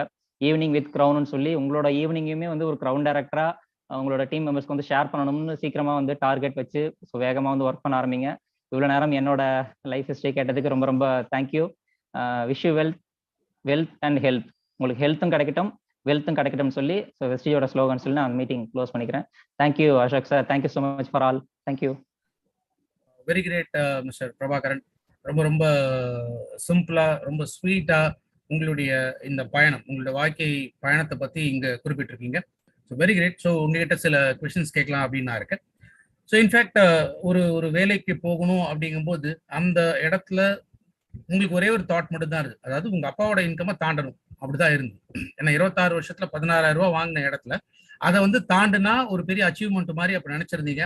ஸோ படிச்சு முடிச்சு அன்னைக்கு வேலைக்கு போனா அப்போ அந்த ஜென்ரேஷன்ல அப்போ வேலைக்கு போகும்போது ஆட்டோமேட்டிக்கா அந்த இன்கம் ஈஸியா சம்பாதிச்சலாம் அப்படின்னு நினைச்சீங்க. பட் ரியாலிட்டி அப்படி இல்லைங்கிறத வேலைக்கு போகும்போது புரிஞ்சுக்கிட்டீங்க. 2,500 ரூபாய் சம்பளம், 7,500 ரூபாய் சம்பளம், அப்புறம் 13,000 ரூபாய் சம்பளம், இப்படிதான் வந்து உங்களுடைய லைஃப் வந்து ஸ்டார்ட் ஆச்சு. ஸோ 16,000 ரூபாய் சம்பளத்தை பீட் பண்ணணும் அப்படின்னு நினைச்சீங்க. 1,60,000 ரூபாய்க்கு மேல உங்க வருமானம் வாங்கும் பொழுது கிட்டத்தட்ட ஒரு 10 டைம்ஸ் அதிகமாக உங்க அந்த இன்கம் நீங்க வாங்கும் பொழுது அன்னைக்கு உங்க வாழ்க்கை எப்படி பாத்தீங்க? அது எகிரி எகிரி தான் குதிச்சேன். 1 லேக் இன்கம் வந்த உடனே காலையில எந்திரிச்சு செக் பண்ணி பார்க்கும்போது கட்டில் மேலே எகிரி எகிரி தான் குதிச்சேன். அந்த அளவுக்கு ஒரு ரொம்ப ரொம்ப ஹாப்பி. ஏன்னா இவ்வளோ பெரிய சக்சஸ் இங்க கிடைக்கும்னு சொல்லி நான் பிகினிங்ல எதிர்பார்த்து வந்து பண்ணல. கண்ணை மூடிட்டு நான் பாட்டுக்கு கிடுகிடுன்னு வேலை பார்த்துக்கிட்டே இருந்தேன். நான் பாட்டுக்கு வேலை பார்த்துக்கிட்டே இருந்தேன். அப்புறம் தான் சொன்னாங்க நீ சக்சஸ் பண்ணிட்டப்பா அப்படின்ற மாதிரி விஷயம் சொன்னாங்க. அப்படிதான் இருந்துச்சு. இது இவ்வளவு தூரம் சக்சஸ் கிடைக்கும், இவ்வளவு டெஸ்டினேஷன் இருக்கணும் அப்படின்ற மாதிரி நான் நினைச்சு வந்து ஒர்க் பண்ணல. நம்ம பாட்டுக்கு தொடர்ந்து ஒரு விஷயத்த செய்வோம். எங்கேயுமே டெடிகேட்டடா நான் வந்து ஒர்க் பண்ணுவேன். அதே டெடிகேஷன் தான் இங்கேயும் கொடுத்தேன். இவ்வளவு பெரிய சக்சஸ் கிடைக்கும்னு நினைச்சு கொடுக்கல. ஒரு டீச்சரா எப்படி டெடிகேட்டடா எல்லா இடத்துலயுமே இருந்தனோ, ஒரு சர்வீஸ் டெக்னீஷியனா இருந்தனும், ஒரு எல்லா இடத்துலயும் எப்படி டெடிகேட்டடோட ஒரு விஷயத்த செஞ்சனோ, அது ஜாப்ல கிடைக்காத ரிசல்ட் இங்க நான் எனக்காக செஞ்சதுனால எனக்கு அந்த ரிசல்ட் கிடைச்சிச்சுன்னு தான் நான் சொல்வேன். ஸோ ஸ்டார்லயே கரெக்டா 1 இயர்ல வந்து 1 லேக் நீங்க தாண்டிட்டீங்க. ஏன்னா நம்ம யூஸ்வலா சொல்றது ஒரு வருஷம் கிரவுன் டைரக்டர் 1 லேக் அப்படிங்கிற ஒரு ஸ்லோகன் யூஸ்வலா நம்ம சொல்லுவோம். பட் ஸ்டார்ல இந்த 1 லேக் போகிறதுக்கு அந்த உத்வேகம் எங்கேருந்து வந்து? அதாவது சரவணன் பிரதர் சொன்ன கான்செப்ட் தான். அதாவது ஒருத்தர் கீழே ஒருத்தர் டீமை ஃபார்ம் பண்ணணும். அண்ட் நமக்கு கீழே நேரடியா இருக்கக்கூடிய பர்சன்ஸை வந்து அடுத்தடுத்த லெவலுக்கு வந்து கொண்டு போக வைக்கும்போது நம்மளோட குரோத்ன்றது பெரிய லெவல் இருக்குன்னு சொன்னாங்க. நான் எனக்கு கீழே நேரடியா இருக்க நண்பர்களுக்கு ரொம்ப ஒரு ரிலேஷன்ஷிப், நல்ல ஒரு பாண்டிங் கிரியேட் பண்ணேன். அவங்கள அடுத்தடுத்த லெவல் போறதுக்கும் வந்து நல்ல யூஸ்ஃபுல்லா இருந்தேன். எனக்கு கீழே நேரடியாவே ஸ்டார், அவங்களுக்கு கீழே வந்து அடுத்தடுத்து கோல்டுன்ற மாதிரி நேரடியா இருக்கக்கூடிய நண்பர்களுக்கு நல்லா சப்போர்ட் பண்ணி அவங்கள அடுத்தடுத்து கொண்டு போக வச்சேன். அதனாலதான் அந்த ஸ்டாருக்குள்ளேயே வேகமா வந்து அவங்களும் அடுத்தடுத்த லெவலும் டெவலப் ஆனாங்க.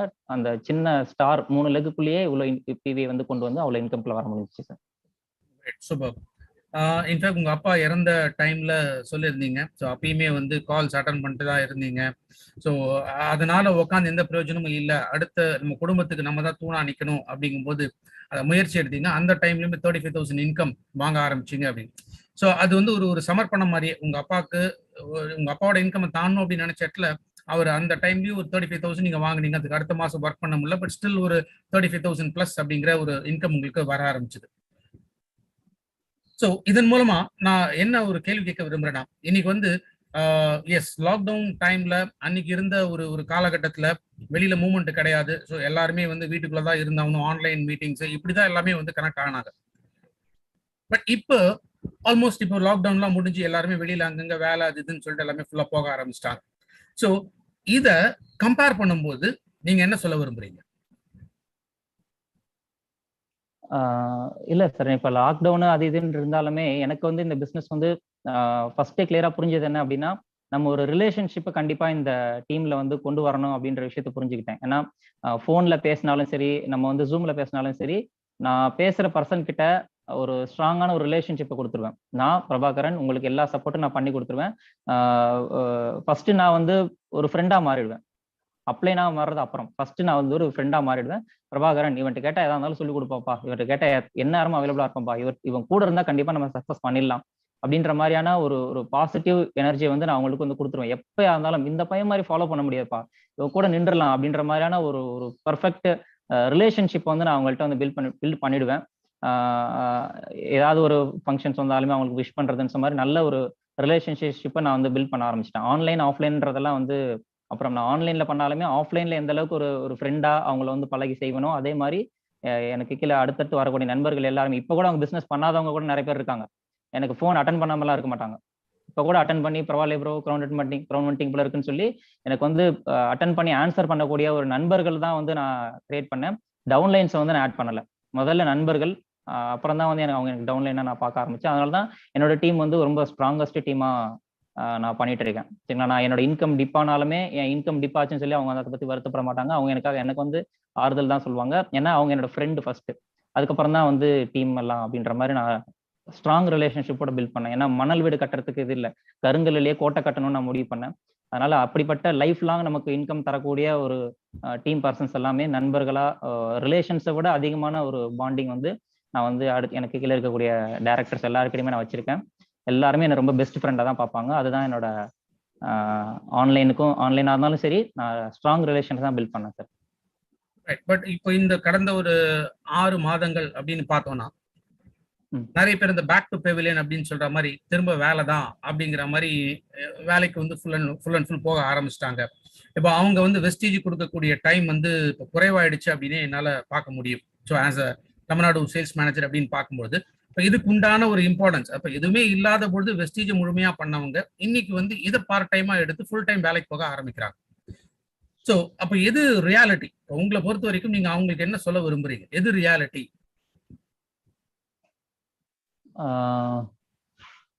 சார், இப்போ லாக்டவுன்ல வந்தவங்க அப்பயே லாக்டவுன்லேயே போயிட்டாங்க தான். சும்மா ஏதோ வந்து ஆன்லைன்ல பார்ட் டைம் ஜாப் கிடைச்சா போதும்னு சொல்லி வேலை இல்லாத டயத்துல வந்து பார்த்துட்டு போனவங்க எல்லாம் அப்பயே வந்து போயிட்டாங்க தான். சரிங்களா, அந்த டயத்துலையுமே இந்த வெஸ்டேஜ் பிஸ்னஸ் வந்து இதோட வேல்யூவை வந்து லாக்டவுன் டயத்துல ஃப்ரீயா இருந்தாங்க. அந்த வாய்ப்பை புரிய வைக்கிறதுக்கு வந்து ஈஸியா இருந்துச்சு. அது புரிஞ்ச பர்சன்ஸ் வந்து இப்பயும் வந்து ஒர்க் பண்ணிட்டு தான் இருக்கிறாங்க. பட் கொஞ்சம் ஸ்லோவா ஒர்க் பண்றாங்க. பட் சும்மா வந்து டைம் பாஸ்க்காக வேலை எதனா கிடைச்சா போதும்னு சொல்லி வந்தவங்க எல்லாருமே அப்பயே போயிட்டாங்க தான். அதன் மூலமா பெரிய டீம் வந்து எனக்கு வந்து வரலன்னு தான் நான் சொல்லுவேன். பட் பிஸ்னஸ் புரிஞ்சு உள்ளவங்க இப்பயும் வந்து பண்ணிட்டு தான் இருக்காங்க, ஸ்லோவாகவும் பண்ணிட்டு தான் இருக்காங்க. பட் நான் என்ன சொல்றேன் அப்படின்னா, எது வந்து லைஃப் சேஞ்ச் பண்ணும்னு சொல்லி அதை புரிஞ்சு வந்து ஒர்க் பண்ணணும். இப்போ நான் என்னோட லைஃப் பாருங்க, ஜாப்ல எந்த அளவுக்கு அதே உழைப்பை தான் நான் ஜாப்ல கொடுத்துட்டு இருந்தேன். எனக்கு எந்த அளவுக்கு வளர்ச்சி இருந்துச்சு. முதலாளிக்கு தான் உழைக்கிறோம், முதலாளிக்கு தான் நேரத்தை வீண் பண்றோம், அதனால முதலாளி தான் முன்னேற போறான் அப்படின்ற விஷயம் வந்து புரிஞ்சதுக்கு அப்புறம் தான் நான் வந்து கரெக்டா டைம் ஆச்சா வெஸ்டேஜ் பிஸ்னஸ் தான் வந்து மெயின் இதாக எடுத்து பண்ண ஆரம்பிச்சேன். என்னோட இவரே கூட செக் பண்ணாரு, என்ன எல்லா நேரம் வேலையெல்லாம் முடிச்சுட்டு நம்ம அடுத்தவங்க எல்லாம் உட்காந்து பண்ணிட்டு இருப்பான், இப்போ என்னடா டைம் ஆனாலும் வந்து எஸ்கேப் ஆகிறானே, என்னன்னு தெரியலையே, ஆள் மாறிட்டான் அப்படின்ற மாதிரி நினைச்சாங்க. ஏன்னா அந்த நிமிஷம் நான் வந்து ரியலைஸ் பண்ணிட்டேன், முதலாளிக்கு உழைச்சா முதலாளி தான் முன்னேறுவாரு, முதலாளி தான் கார் வாங்குவார். ஒரு ஸ்லோகன் ஒன்று பார்த்துருந்தேன். கார் ஒன்று ஒரு முதலாளி வந்து கார் வாங்கிட்டு வந்து நிறுத்தினாரு. அப்போ அவரோட லேபர் வந்து பார்த்துட்டு, சூப்பர் சார், உங்க கார் வந்து சூப்பரா இருக்கு சார்ன்னு சொன்னாராம். நீயும் வந்து தொடர்ந்து இப்போ எப்படி 8 மணி நேரம் ஒர்க் பண்றீங்கோ, இனிமேல் 12 மணி நேரம் ஒர்க் பண்ணி நல்லா சூப்பரா பெரிய லெவல்ல வந்து எனக்கு கம்பெனில ஒர்க் பண்ண அப்படின்னா அப்படின்னு சொன்னாராம். ஏன் சார் அப்படி ஒர்க் பண்ணா நானும் இந்த மாதிரி கார் வாங்கிட்டேன் சார் அப்படின்னு அவர் கேட்டாராம். இல்ல, நான் இன்னொரு கார் வாங்குவேன், நீ அப்படியே தான் இருப்ப அப்படின்னு அந்த ஓனர் சொல்ற மாதிரி வந்து நான் ஒரு மீம் பார்த்திருக்கேன். அதான் உண்மை. நீங்க என்னதான் மாங்குன்னு உங்க ஓனருக்கு உழைச்சு கொட்டினாலும் அவரோட லாபத்துல இருந்து உங்களுக்கு பங்கு கொடுக்க முடியாது. ஏன்னா அந்த மாதிரியான ஒரு கான்செப்ட்ல நம்ம இங்க வேலை செய்யலாம். பட் வெஸ்டேஜ் பிசினஸ்ல தான் நம்ம கொடுக்குற உழைப்புக்கான ரிசல்ட்ன்றது இங்க கிடைக்குது. நமக்கு கம்பெனில இருந்து ஷேர் வருது. ஏன்னா இந்த கான்செப்டே வேற. ஏன்னா வேற ஒருத்தனுக்கு இன்டர்மீடியேட்டர்ஸ்க்கும் விளம்பரக்காரங்களுக்கு போற காஸ்ட் மூலமா நமக்கு இங்க வந்து அவங்களோட வருமானம் நமக்கு கிடைக்கக்கூடிய பிசினஸ் வியாபாரத்துல பங்கு வாங்கக்கூடிய ஒரு வாய்ப்பு இங்க நமக்கு இருக்கு. அதை புரிஞ்சுக்கிட்ட பர்சன்ஸ் யாருமே இந்த முதலாளிக்கு டைம் வேஸ்ட் பண்ணிட்டு இருக்க மாட்டாங்க. ஸோ அதை புரிஞ்சுக்கிட்டு உங்களுக்காக நீங்க வந்து ஒர்க் பண்ண ஆரம்பிங்க. உங்களுக்காக நீங்க ஒர்க் பண்ண மட்டும்தான் உங்களோட உழைப்புக்கு ஏற்ற ரிசல்ட் உங்களுக்கு கிடைக்கும். இல்லை அப்படின்னா உங்க முதலாளி தான் அடுத்தடுத்து கார் வாங்கிட்டே இருக்க போறாரு, நம்ம இப்படியே தான் இருக்க போறோம். ஸோ சைட் பை சைடா அதுவும் பார்ட் டைமா 2 மணி நேரம் ஒர்க் பண்ணா போதுன்ற மாதிரியான வாய்ப்புலாம் இப்போ மாறிடுச்சு. ஆன்லைன் டிஜிட்டல் வந்ததுனால பாதி ஆஃப்லைன்ல இருக்கும், பாதி ஆன்லைனுங்கிற மாதிரி ரொம்ப முன்னாடியெல்லாம் ரொம்ப அலைஞ்சு திரியிற மாதிரியான ஒரு பிசினஸா இருந்துச்சு. இப்போ டிஜிட்டலா மாறினதுனால, ஜூம்ஸ் எல்லாம் வந்ததுனால உங்களோட அலைஞ்சு திரியிற டைம் ரொம்ப குறைஞ்சிருக்கு. இதுலயே நம்ம சக்சஸ் பண்ண முடியல அப்படின்னா கண்டிப்பா உங்க முதலாளி தான் முன்னேறி ஆகணும். உங்களோட வளர்ச்சியை நீங்க எதிர்பார்த்து பிரயோஜனம் இல்லை. நெத்தியடியான ஒரு பதில் கொடுத்துருக்கீங்க. S, so correct. இன்ஃபேக்ட் அது ஒரு சூப்பரான ஒரு எசன்ஸ். நல்லா உழைச்சி 8 மணி நேரத்துல இருந்து 12 மணி நேரம் வேலை பார்த்தா நான் கார் வாங்க வேணாம் அப்படின்னு கேட்ட இடத்துல இல்ல நான் இன்னொரு கார் வாங்குவேன் அப்படின்னு முதலாளி சொல்ற. ஸோ அது வந்து சூப்பரா எக்ஸ்பிளைன் பண்ணீங்க. Very great. ஸோ இன்னைக்கு இருக்கக்கூடிய நிறைய யங்ஸ்டர்ஸ் ஆர் வெஸ்டேஜ்ல ஜாயின் பண்றவங்க நீங்க நினைக்கிறது என்னன்னா, ஏதோ ஒரு திரும்ப வந்து ஒரு வேலைக்கு போனா ஒரு பெர்மனண்டா மாசம் மாசம் ஒரு இன்கம் வந்துடும், அது சேஃப்டி அப்படிங்கிற மாதிரி நினைக்கிறீங்க. மிஸ்டர் பிரபாகரன் அவர் சொன்ன மாதிரி உங்க உழைப்ப உங்களுக்காக நீங்க போட்டா மட்டும்தான் உங்க லைஃப்ல நீங்க உயர முடியும் அப்படிங்கிறது உண்மை. ஸோ இந்த உண்மையை நீங்க புரிஞ்சுக்குங்க. எங்க அதிக எஃபர்ட்ஸை போடணுங்கிறத நீங்க புரிஞ்சுக்க. பிகாஸ் நம்ம இந்த சக்சஸ் ஸ்டோரிஸ் அப்படிங்கும்போது நிறைய கிரவுண்ட் டேரக்டர்ஸோட இன்டர்வியூ நம்ம பார்க்குறோம். ஸோ அவங்க எல்லாருமே இன்னைக்கு 1 lakh plus அப்படிங்கிற ஒரு ஸ்டாண்டர்டான இன்கம் வாங்கிட்டு இருக்காங்க. மிஸ்டர் பிரபாகரன் பாருங்க, அவங்களோட 2 வருஷத்துக்கான ஐடி ரிட்டர்ன்ஸ் ஃபைல் பண்ணதுக்கு அண்ட் மாசம் மாசம் அவரோட பேங்க் அக்கௌண்ட்ல இன்கம் வந்துட்டு இருக்கிறதுக்காகவே அவங்களுக்கு புதுசா வீடு கட்டுறதுக்கு லோன் வந்து சாங்ஷன் பண்ணியிருக்காங்க. ஸோ அப்போ எங்க இருந்து அந்த வாய்ப்பு கிடைக்கும் அப்படிங்கிறத யோசிச்சு பாருங்க. ஸோ அந்த ரியாலிட்டி என்னங்கிறது நீங்க புரிஞ்சுக்க வேண்டியது ரொம்ப ரொம்ப அவசியம். ரைட். இந்த டைரக்ட் செல்லிங் பத்தி உங்களுக்கு எந்த விதமான ஐடியா கிடையாது, நாலேஜ் கிடையாது, ஒர்க் தான் நீங்க போயிட்டு இருந்தீங்க. ஸோ அப்படி இருக்கும்போது வெஸ்டீஜ்ல அன்னைக்கு வந்து இது செய்யலாம் அப்படின்னு நீங்க முடிவெடுத்ததுக்கான காரணம்? யாரும் ஏமாற மாட்டாங்கன்னு சொன்னாரு சரவணன் ப்ரோ. நான் வேணா பணம் கட்டி இழந்திருந்தேன். ஸோ வேலையே பார்க்காம காசு வரும் அப்படின்னு சொல்ற விஷயங்கள் எல்லாம் போய் ஸோ ப்ராடக்ட் இருக்கணும் கண்டிப்பா. ஏன்னா அது இழந்ததுக்கு அப்புறம் நான் அதை பத்தி நிறைய வந்து அனலைஸ் பண்ண ஆரம்பிச்சேன். பான்ஜி ஸ்கீம்னா என்ன, பிரமிட் ஸ்கீம்னா என்ன, பைனரியில இருக்கக்கூடிய நெகட்டிவிட்டிஸ் என்ன, மேல உள்ளவங்க மட்டுமே சம்பாதிக்கிறாங்க, கீழே உள்ளவங்க எல்லாம் சம்பாதிக்க மாட்டாங்கன்னு சொல்றாங்களே, ஏன் சொல்றாங்க? அது பைனரி பிசினஸ் பிளான், ரெண்டு லெக் இருக்கிறதுனால கீழே போறவங்களால அடுத்த லெவலில் சக்சஸ் பண்ண முடியல அப்படின்ற அந்த கான்செப்ட்ஸ் எல்லாம் நான் நிறைய படிக்க ஆரம்பிச்சேன். அப்புறம் ப்ராடக்ட்லேயே வந்து தேவையில்லாத ப்ராடக்ட் ப்ரமோட் பண்ணக்கூடிய கம்பெனிஸ் நிறைய இருந்துச்சு. அந்த மாதிரியான கம்பெனிஸோட பிளான்ஸ் எல்லாம் நான் பார்க்க ஆரம்பிச்சேன். அதோட காம்போ பேக்கேஜ் எல்லாம், இந்த காம்போ தான் வாங்கி ஆகணும், இந்த செட் ஆஃப் ப்ராடக்ட்ஸ் தான் வாங்கி ஆகணும்னு திணிச்சாங்க. அதுல 10 ப்ராடக்ட் வந்து கொடுக்குறாங்கன்னா அதுல 3 ப்ராடக்ட் தான் தேவையான ப்ராடக்ட், மிச்சம் 7 ப்ராடக்ட் அன்வான்ட் ப்ராடக்டா இருந்துச்சு. அப்போ ஏதாவது பிளான்ல குறை, ப்ராடக்ட்ல குறை, பிசினஸ்ல குறை, இன்கம் கால்குலேஷன்ல குறை, இது மாதிரி நிறைய குறைகள் வந்து நிறைய பிசினஸ் பிளான்ல இருந்துச்சுன்றது எல்லாமே நான் நிறைய வந்து அனலைஸ் பண்ண ஆரம்பிச்சேன். ஸோ அந்த அனலைசேஷன் தான் இங்க இப்போ அந்த மாதிரியான சந்தேகங்கள் எனக்கு வர எல்லா கேள்விகளையுமே நான் சரவணன் பிரதர் கிட்ட ஷூட் அவுட் பண்ணேன். இது எப்படி, அது எப்படி, கம்பெனி சர்டிபிகேஷன்ஸ் என்ன, இது என்ன, பிளான் என்ன, அது இதுன்னு சொல்லி எல்லாத்தையுமே நான் அவர்கிட்ட போய் கேட்கறதுக்கு முன்னாடி நானே வந்து ஒரு 4-5 விஷயங்கள் நிறைய அனலைஸ் பண்ணிட்டு இவர் இந்த பதிலை சொல்லுவாரான்ற மாதிரி நான் செக் பண்ணி போனேன். ஆனா கேட்ட எல்லா பதிலுக்குமே என்னை சாட்டிஸ்ஃபை பண்ணார். அவர் உடனே சாட்டிஸ்ஃபை பண்ணாரோ இல்லை உடனே கொஞ்சம் லேட்டா பண்ணாரோ, ஆனா கம்பெனி கிட்ட இருந்து எனக்கு ப்ராடக்ட் பத்தி, பிளானை பத்தி, எல்லாத்த பத்தியுமே பெஸ்டான ஒரு சாட்டிஸ்ஃபைடு ஆன்சர் கிடைச்சதுனாலதான் இதுதான் பெஸ்ட், இதை விட்டா வேற வாழ்க்கையை மாத்துறதுக்கான ஒரு வாய்ப்பே கிடைக்காதுன்ற ஒரு விஷயம் வந்து என்னால அனலைஸ் பண்ண முடிஞ்சிச்சு. ஏன்னா அந்த அளவுக்கு நான் தேடினேன். ஏதாவது ஒரு விஷயம் நம்மளை வந்து மத்தவங்களால நம்ம மூலமா யாருன்னா ஏமாந்துருவாங்களா, என் மூலமா யாரும் ஏமாறக்கூடாதுன்றது ரொம்ப ஸ்ட்ராங்கான ஒரு மைண்ட் செட் ஆயிருந்தேன். இதுல கண்டிப்பா வந்து யாரும் என் மூலமா ஏமாற மாட்டாங்க. எனக்கும் இங்க ஏமாறுறதுக்கு 10 பைசா இழக்கிறதுக்கு வாய்ப்பு இல்லை. நான் இந்த பிசினஸ்ல மீட்டிங் எடுக்கும்போது கூட அடிக்கடி சொல்லுவேன், 10 லட்ச ரூபா உங்க சொந்த காசை முதலீடு போட்டா எப்படி நீங்க உங்க சொந்த பிசினஸ் சின்சியரா டெடிகேஷனோட பண்ணுவீங்களோ அதே மாதிரி செய்யுங்கன்னு திரும்ப சொல்லுவேன். ஏன் சொல்றேன்? ஏன்னா நான் இழந்தது 10 லட்ச ரூபா பிசினஸ்ல. இந்த பிசினஸ்ல மூலமா நான் 10 லட்ச ரூபா எடுத்து ஆகணும்ன்ற, முதலீடு இல்லாத பிசினஸ்ல நான் 10 லட்ச ரூபா எடுத்து ஆகணும்ன்ற ஒரு டார்கெட் வந்து அப்போ எனக்கு வந்துருச்சு. சரிங்களா? இப்போ 23 லட்ச ரூபாய்க்கு மேல எடுத்துட்டேன். அந்த 10 லட்ச ரூபாய் எடுத்தாகணுன்ற டார்கெட்ல நான் வந்து ஒர்க் பண்ணியிருந்தேன். அப்புறம் வந்து உன் பணம் வந்து இந்த பைனரி பிளான்ஸ் மைண்ட் செட்ல வச்சு தான் நான் எல்லா மீட்டிங்ஸ்ல பேசும்போது அதை பத்தி தான் பேசுவேன். பணம் இழந்துட்டான், உன் காசு போயிடுச்சு, அது போயிடுச்சுன்னு சொல்லி பேசுவேன் தெரியுமா? அது எல்லாமே வந்து நான் சும்மா எக்ஸ்பீரியன்ஸ், சும்மா மீட்டிங்காக பேசல. உண்மையாவே நான் பணம் இழந்திருக்கேன், என்னோட வயிற்றுச்சல், ஓகேங்களா? அதுல தான் நான் பேசினேன். உண்மையாவே என் மூலமா யாரும் ஏமாந்துடக்கூடாதுன்ற டெடிகேஷனோட நான் இருந்தேன். அதனாலதான் வந்து இந்த பிசினஸ் என்னால புரிஞ்சுக்க முடிஞ்சிச்சு.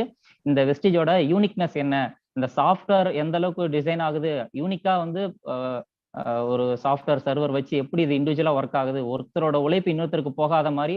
கீழே 8 - 8 0ன்ட்டாங்க.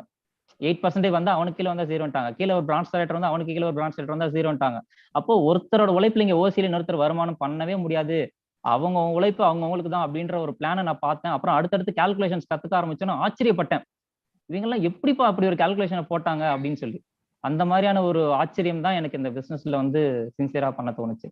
எல்லாத்துலயுமே நான் சாட்டிஸ்ஃபை ஆனேன். Great, super. ஸோ ஒரு நார்மலான ஒரு வாழ்க்கையை ஆரம்பிச்சு, ஏன்னா அன்னைக்கு உங்களை படிக்க வைக்கிறதுங்கிறது உங்க அப்பாவோட ஒரு 1000 ரூபா வருமானத்துல, ஸோ படிப்புக்கு அப்படின்னு கொடுக்கும்போது அப்போ எந்த மாதிரி ஒரு சூழ்நிலையில நீங்க வளர்ந்து வந்திருப்பீங்க அப்படின்னு தெரியும். இன்ஃபேக்ட் அன்னைக்கு வந்து ஒரு சும்மா சாதாரண ஒரு ஐஸ்கிரீம் சாப்பிடணும் அப்படின்னா கூட வந்து மற்றவங்க சாப்பிட்றத பார்க்க தான் ஆசைப்பட்டிருப்பீங்க. ஸோ உங்களுக்கு ஆசைப்படும் போது ஒரு ஐஸ்கிரீம் சாப்பிடணும் அப்படின்னு நினைச்சா கூட அப்போ பர்ஸ்ல பார்த்தா பணம் இருந்திருக்காது. ஸோ அந்த மாதிரி நிறைய இன்சிடென்சஸ் உங்க வாழ்க்கையில வந்து ப்ராப்ளம் ஏற்பட்டிருக்கலாம். ஸோ அந்த ஒரு சூழ்நிலை ஒரு வாழ்க்கை இருந்த பொழுது இன்னைக்கு இருக்கக்கூடிய பிரபாகரன் அப்படின்னு பார்க்கும் பொழுது, ஸோ இந்த வாழ்க்கை மாற்றம் ஏற்படும் அப்படின்னு ஒரு நம்பிக்கை உங்களுக்கு இருந்ததா? இல்ல, நான் கடைசி வரைக்கும் இந்த டீச்சர் ஃபீல்டு, இந்த வெஸ்டேஜ் இது கிடைக்கிற வரைக்கும் நான் பிஸ்னஸ் ஆரம்பிச்சேன் தெரியுமா, அப்போ எனக்கு அந்த ஆசை வந்துச்சு. அதுக்கப்புறம் அகைன் நான் ஒரு டீச்சிங் ஃபீல்டுக்கு போனதுக்கப்புறம் நான் வந்து என்னோட ஃபேமிலி எப்படி ரன் பண்ண போறேன், மேரேஜ் பொண்ணு வேற பாக்குறாங்க, ஃபேமிலி எப்படி ரன் பண்ண போறேன், இந்த 15,000 சம்பளத்தை வச்சுட்டு நம்ம என்ன பண்ண போறோம்னு வேற தெரியலையே, மறுபடியும் ஒரு பிசினஸ் ஆரம்பிச்சா கூட எந்த இண்டஸ்ட்ரி சூஸ் பண்ணி எதுல நம்ம வந்து நாலேஜ் டெவலப் பண்ணி எப்படி பெரிய லெவல் வளரப்போகுதுன்னு சொல்லி வளர போறோம் அப்படின்ற ஒரு கொஸ்டின் மார்க்ல இருந்த சூழ்நிலையில தான் எனக்கு இந்த வெஸ்டிஜோட இது கிடைச்சிச்சு. ஸோ கிடைச்ச இந்த ஒரு வாய்ப்பை என்னோட கல்யாணம் ஆகிறதுக்குள்ள நான் வந்து பிரான்ச் டைரக்டர் லெவல் அச்சீவ் பண்ணிடணும்னு சொல்லி அந்த ஒரு வருஷம் டார்கெட் ஃபிக்ஸ் பண்ணேன். அந்த ஒரு வருஷத்துக்குள்ள நான் வந்து பிரான்ச் டைரக்டர் அச்சீவ் பண்ணிடணும், ஏன்னா என்கேஜ்மெண்ட் ஆயிருக்கு, நம்ம ஒரு நல்ல ஒரு இன்கம்குள்ள பிரான்ச் டைரக்டர் லெவல இந்த 12 மாசத்துக்குள்ள ஆயிடணும் அப்படின்னு சொல்லி நினைச்சுதான் நான் வந்து இந்த இதுக்குள்ள வந்தேன். பட் அந்த 12 மாசத்துக்குள்ள நான் வந்து 1 lakh இன்கம்குள்ளேயே நான் போயிட்டேன். பட் வெஸ்டீஜ் இல்லை அப்படின்னா நான் வந்து ஒண்ணுமே கிடையாது. ஒரு வீட்டுல ஒரு எந்த ஒரு எங்கேயுமே என்ன ஒரு மதிப்பிற்குரிய ஒரு பர்சனா நான் இருந்திருக்க மாட்டேன். வெஸ்டேஜ் மட்டும்தான் இப்ப நான் இந்த அளவுக்கு லெவல்ல இருக்கிறேன், வேற வழியே இல்லை. உங்க மோட்டிவேட்டட் ஃப்ரெண்ட்ஸையும் சேர்த்து இன்னும் நீங்க எத்தனையோ பேரை பார்த்துருப்பீங்க. ஏன்னா இன்னைக்கு அந்த மோட்டிவேட்டட் ஃப்ரெண்ட்ஸ்னால தான் இந்த அளவுக்கு வளர்ந்துருக்கீங்க அப்படிங்கிறதையும் சொன்னீங்க, ரைட்? எத்தனை பேர் நீங்க வெஸ்டீஜோட இந்த இந்த இந்த கெரியர் நீங்க ஸ்டார்ட் பண்ண 2 வருஷத்துக்குள்ள எத்தனை பேரை பார்த்துருப்பீங்க? எத்தனை பேர் உங்களை ரிஜெக்ட் பண்ணியிருப்பாங்க? அதாவது நான் இந்த மணி இன்வெஸ்ட்மெண்ட் கான்செப்ட்ல வந்து மணி இழந்ததா சொல்லிட்டேன் இல்லையா, அதுல நிறைய நண்பர்களை வந்து மேஜரா இழந்துட்டேன். ஸோ அதுக்கப்புறம் பார்த்தீங்கன்னா நண்பர்களை மட்டுமே டிபெண்ட் பண்ணி இருக்கக்கூடாது, இந்த நண்பர்கள் வந்து நம்மளை முன்னேற்ற போறது இல்லை. அண்ட் இந்த மாதிரி நமக்கு ரொம்ப தெரிஞ்சவங்களே நம்மளை ஏமாத்தினப்போ நான் எனக்கு மைண்ட்ல என்ன தோணும் அப்படின்னா, உங்களையெல்லாம் நம்பி நான் ஒரு சூப்பர் மார்க்கெட் வச்சிருந்தேன்னா, உங்களையெல்லாம் நம்பி நான் ஒரு சூப்பர் மார்க்கெட் வச்சிருந்து என்னோட சூப்பர் மார்க்கெட் வாங்கடா, என்னோட சூப்பர் மார்க்கெட்ல இருக்கக்கூடிய ப்ராடக்ட்லாம் நல்ல ப்ராடக்டான்னு சொல்லி இவங்களை நம்பி நான் கடை வச்சிருந்தா என் நிலைமை என்ன ஆயிருக்கும் அப்படின்னு நான் யோசிச்சுக்குவேன். சரிங்களா? அதனால அந்த ஃப்ரெண்ட்ஸை நம்பியோ ரிலேட்டிவ்ஸை நம்பியோ நம்ம வந்து இந்த பிசினஸ் ஆரம்பிக்கல. சரிங்களா? இந்த பிசினஸ் வந்து வேர்ல்டு வைடு குளோபலி எக்ஸ்பேண்ட் ஆயிட்டு இருக்கு. அதனால எனக்கு தெரிஞ்சவங்க என்னை வந்து என்னோட கான்செப்ட் வேற. எல்லாரும் பணம் இழந்திருப்பீங்களா அப்படின்றது எனக்கு தெரியல. பணம் இழக்காதவங்க நீங்க சொல்லும்போது உங்க நண்பர்கள் உங்களை சுத்தி கேட்பாங்க, அதுதான் இப்ப நடந்துட்டு இருக்கு. பட் நான் பணம் இழந்து ஒரு டீம் ஒரு மணி இன்வெஸ்ட்மெண்ட் கான்செப்ட்ல இழந்ததுனால என்னோட பேச்சை அப்ப யாரும் வந்து கேட்கல. இப்போ நான் அதுக்கப்புறம் நான் தெரியாத ஆட்கள் அவங்க மூலமா தான் ஒரு ரிலேஷன்ஷிப்பை பில்ட் பண்ணேன். அதுக்கப்புறம் தான் நான் வந்து பெரிய டீமை ஃபார்ம் பண்ணேன். இப்போ இன்கம்குள்ள போனதுக்கு அப்புறம் பரவாயில்லையே, இது ஜென்யூனா தான் இருக்கு போல இருக்குதுன்னு சொல்லி தான் அப்புறம் அந்த பழைய ஃப்ரெண்ட்ஸ்க்கெல்லாம் வந்து பரவாயில்ல, இப்போ நீ வந்து ஜென்யூனா பண்ணிட்டு இருக்க, நல்லா சக்ஸஸ்ஃபுல்லா போயிட்டு இருக்க, எனக்கும் சொல்லிக் கொடு, நானும் பண்றேன்னு சொல்லி இப்போ அந்த நண்பர்கள்லாம் திரும்பி வந்துட்டு இருக்காங்க. ஸோ அது அப்போ நான் வந்து அவங்களே டிபெண்ட் பண்ணிட்டு இருந்திருந்தேன் அப்படின்னா ஆகாது. நம்ம அதான் சார் சொன்ன 2 விஷயம். ஒன்று சக்சஸ்ஃபுல் பர்சனா இருக்கணும், இல்ல நாலேஜபிள் பர்சனா இருக்கணும். நம்ம பேசுற பர்சன் கிட்ட நம்ம வந்து நம்ம ஒரு நாலேஜபிள் பர்சன், இந்த விஷயத்தை பத்தி நான் கிளியரா அனலைஸ் பண்ணியிருக்கிறேன், பாஞ்சி ஸ்கீம்னா என்ன, பிரமிட் ஸ்கீம்னா என்ன, பண முதலீடு கான்செப்ட் இதுக்கு என்ன வித்தியாசம், எதனால வந்து இந்த கம்பெனில நஷ்டம் அடையாது, ஏன் இதை வந்து நம்ம செய்யணும் அப்படின்ற முதல்ல ஏன் பண்ணணும் அப்படின்ற விஷயத்தை பத்தி முதல்ல கிளியரா வெஸ்டேஜ் பத்தி அனலைஸ் பண்ணிக்கோங்க. அதுக்கப்புறம் தான் எப்படி பண்ணணும் அப்படின்ற விஷயத்தை பத்தி நம்மளால தேடல் அடைய முடியும். அப்பதான் நம்ம நண்பர்கள் கேட்கக்கூடிய கேள்விக்கெல்லாம் கரெக்டா பதில் சொல்லி இந்த பிசினஸ்க்குள்ள நம்மளால உள்ள கொண்டு வர முடியும். தெளிவா போயிட்டு ஏன் பண்ணணும், வெஸ்டீஜை நீங்க ஏன் பண்ணணும்ன்ற விஷயத்த கிளியரா அண்டர்ஸ்டாண்ட் பண்ணிக்கிட்டீங்க அப்படின்னா இந்த பிசினஸை யார் சொன்னாலும் நீங்க நிறுத்த மாட்டீங்க. ஏன் பண்ணணும்னே புரியாம நானும் பண்றேன்ற பண்ணிட்டு இருக்கவங்க வந்து கண்டிப்பா அடுத்தவங்க பேச்சை கேட்டுட்டு விட்டுட்டு போற ஆளா தான் இருந்துட்டு இருக்காங்க. நீங்க எத்தனை பேர் பார்த்திருப்பீங்க, லைக் அந்த டைம் லாக்டவுன் டைம்ல ஆன்லைன்ல நிறைய பேர் வந்து உள்ள வந்திருப்பாங்க. மேபி நிறைய பேர் எவ்வளவு பேர் வேகமா உள்ள வந்தாங்களோ அதே வேகத்துல நிறைய பேர் வெளில போயிருப்பாங்க. ஸோ அன்னைக்கெல்லாம் வந்து இது உங்களை என்ன சொல்றது, ஒரு உங்களை கீழ் இறக்கக்கூடிய ஒரு விஷயமாக இருந்ததா, இல்ல எத்தனை பேர் போனாலும் அடுத்த நிலையை நான் அடையணும் அப்படிங்கிற அந்த ஒரு வெறி உங்ககிட்ட? இல்ல பிகினிங்லயே கோ நெக்ஸ்ட் சொல்லி கொடுத்துட்டாங்க சரவணன் பிரதர். எந்த ஒரு இதுக்காகவும் ஃபீலே பண்ணாதீங்க பிரதர். அவங்களுக்கு தான் வந்து இப்போ பிரணவ் பிரவீன் சாரோட அந்த ட்ரைனிங் வந்து எனக்கு மைண்ட்ல ஞாபகம் இருந்துச்சு. இவன் நம்மள நோ சொல்லிட்டு போறான் அப்படின்னா நமக்கு நேரம் சரியில்லைன்னு கவலைப்படாதீங்க, அவனுக்கு அதை விட நேரம் சரியில்லை அப்படின்னு ஒரு வார்த்தை சொல்லுவாரு. சரிங்களா? அந்த விஷயமும் நான் நிறைய டீம்ல மீட்டிங்ல சொல்லுவேன். அவருக்கு தான் நேரம் சரியில்லை, எனக்கு அடுத்தடுத்த கஸ்டமர்ஸ் கண்டிப்பா வரதான் போறாங்க. எத்தனையோ பேர் ஊர்ல வந்து வேலையை தேடி ஆட்கள் அலைஞ்சிட்டு இருக்காங்க. இப்போ காலையில 9 மணி ஆனோன்னு கிளம்பி எல்லாம் பரபரப்பா கிளம்பி எல்லாம் வெளியே போறாங்களே, எங்க தான் போறாங்க? எல்லாம் பணம் சம்பாதிக்க தான் போறாங்க. என்னை சுத்தி எத்தனை கோடீஸ்வரங்க இருக்காங்க? கிடையாது. எல்லாம் பணத்துக்காக தான் கஷ்டப்பட்டு இருக்காங்க. ஸோ அவங்களுக்கு விவரம் பத்தல, அவங்களுக்கு புரியலை, இப்படி ஒரு சோர்ஸ் இருக்குன்ற விஷயம் புரியாம அவங்க பாட்டுக்கு உழைப்பு கிடைக்காத இடத்துல போய் மாங்கு உழைப்பு போட்டுட்டு இருக்காங்க. கண்டிப்பா எல்லாருக்கும் நான் வந்து இப்போ அவங்களுக்கு இந்த வியாபாரத்தின் மூலமா நல்ல இன்கம் பண்ண முடியுன்ற விஷயத்தை என்னால புரிய வைக்க முடியும் அப்படின்ற 101% கான்ஃபிடன்ஸ் இப்போ எனக்கு இருக்கு. சரிங்களா? ஏன் அப்படின்னா நான் பிளான் பத்தி, ப்ராடக்ட் பத்தி, பிசினஸ் பத்தி, கால்குலேஷன் பத்தி, ஒர்க் ப்ராசஸ் பத்தி எல்லாத்தையுமே நான் வந்து A to Z வந்து கிளியரா தெரிஞ்சு வச்சிருக்கேன். சரிங்களா? அட்லீஸ்ட் ஒரு 95% நான் தெரிஞ்சு வச்சிருக்கேன்னு சொல்லலாம். அப்போ என் முன்னாடி வந்து இந்த பிசினஸ் சரியில்லைன்னு சொல்லிட்டு என்னை தாண்டி யாரும் போக முடியாதுன்ற மாதிரி எனக்கு வேற லெவல் கான்ஃபிடன்ஸ் இருக்கு. யாரா வந்து நின்னாலும் சரி, இந்த பிசினஸ் தான் பர்ஃபெக்ட்னு சொல்லி என்னால கிளியரா புரிய வைக்க முடியும் அப்படின்ற ஒரு நம்பிக்கை இருக்கு. அதே நம்பிக்கை நான் எல்லாருக்கும் வந்து டெக்னிக்கலாவும் சரி, ஒரு கொஸ்டின்ஸ்க்கு எப்படி பதில் சொல்லணும்ன்றது எல்லாமே கிளியரா நான் எஜுகேட் பண்றேன். அதன் மூலமா அடுத்தடுத்த டீம் மெம்பர்ஸும் வந்து கத்துக்கிட்டு இன்னும் முன்னேறிட்டே தான் வந்துட்டு இருக்காங்க. எல்லாருக்குமே இன்கம் பண்ணணுன்ற நீடு இருக்கு சார். நிறைய பேர் வந்து இதை பண்ணக்கூடாதுன்றதுக்காக வெட்டியா வந்து ரீசன் சொல்லுவாங்க. அவங்கள வந்து நம்ம வந்து திரும்ப திரும்ப பதில் சொல்லி பிரயோஜனமே கிடையாது. இந்த பிசினஸ்ல எப்படியா சக்சஸ் பண்ணிடலாமா, எந்த வகையில நம்ம ஏமாந்துடக்கூடாதுன்றதுக்காக வந்து பல பேர் கேள்விகள் கேட்பாங்க.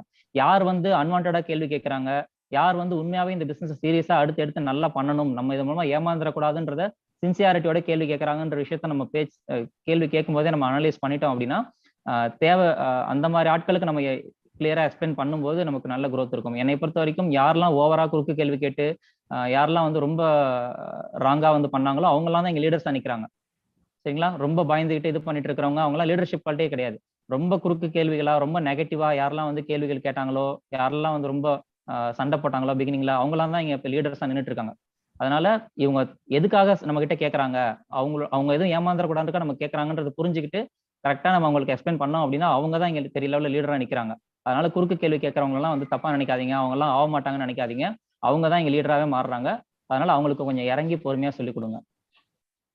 Very great. ஃபைனலா உங்களுக்கு நிச்சயம் பண்ணும்பொழுது இல்லை கல்யாணம் பண்ணும்பொழுது அப்போ உங்களுக்கு பிரான்ஸ் டேரக்டர் அச்சீவ் பண்ணணும் அப்படிங்கிறது தான் இருந்தது. ஸோ இன்ஃபேக்ட் அதுக்காக ஒய்ஃப்ட கூட பேசாம, that is before marriage, so அவங்கள்ட்ட கூட பேசாம ஃபுல் அண்ட் ஃபுல் பிஸ்னஸ்லயே பண்ணிட்டு இருந்தீங்க. ஸோ அந்த காலகட்டத்தில் உங்களுக்கு ஹார்ட்லி ஒரு 25,000-30,000 இந்த ரேஞ்ச் தான் உங்களுடைய வருமானம் இருந்தது. அப்போ ஒரு நம்பிக்கையில உங்களுக்கு வந்து கல்யாணம் பண்ணி கொடுத்துட்டாங்க. பட் இன்னைக்கு உங்களோட நிலை என்ன? இன்னைக்கு ஒரு பிளேசர் போட்டு வெளில 4 பேர்கிட்ட நீங்க பேசுறது, உங்களுடைய அந்த ஸ்டைல் இன்னைக்கு டோட்டலா மாறி இருக்கும். அண்ட் மேபி உங்களுடைய இப்போ ஃபாரின் ட்ரிப், தாய்லாந்து போயிட்டு வந்த இந்த ட்ரிப் இருக்கலாம். ஸோ இதெல்லாம் பார்க்கும்போது இன்னைக்கு உங்க பெண் கொடுத்த இடத்துல அவங்களுடைய அப்பா அம்மா இன்னைக்கு உங்களை எப்படி பாக்குறாங்க? கண்டிப்பா சொல்லி ஆகணும். ஏன்னா அந்த அளவுக்கு மரியாதை இருக்கு. இல்ல அந்த அளவுக்கு மரியாதை இருக்கு. ஏன்னா அவங்க நம்பினாங்க, எங்க மாமா வந்து நம்பினாங்க. பையன் நல்ல பையனா இருக்காங்க. அடுத்தடுத்து இந்த மாதிரியான அவங்க பல விஷயங்கள்லாம் செக் பண்ணாங்க. இந்த மாதிரி வியாபாரம் ஆரம்பிச்சாரு, இதுல வந்து இது பண்ணிட்டாரு, அப்புறம் ஒரு டீச்சரா ஒரு இடத்துல வேலை பார்த்தாரு, ஷூ கம்பெனி வேலை பார்த்தாருன்ற மாதிரியான பல விஷயங்களை வந்து அனலைஸ் பண்ணாரு அவர் வந்து.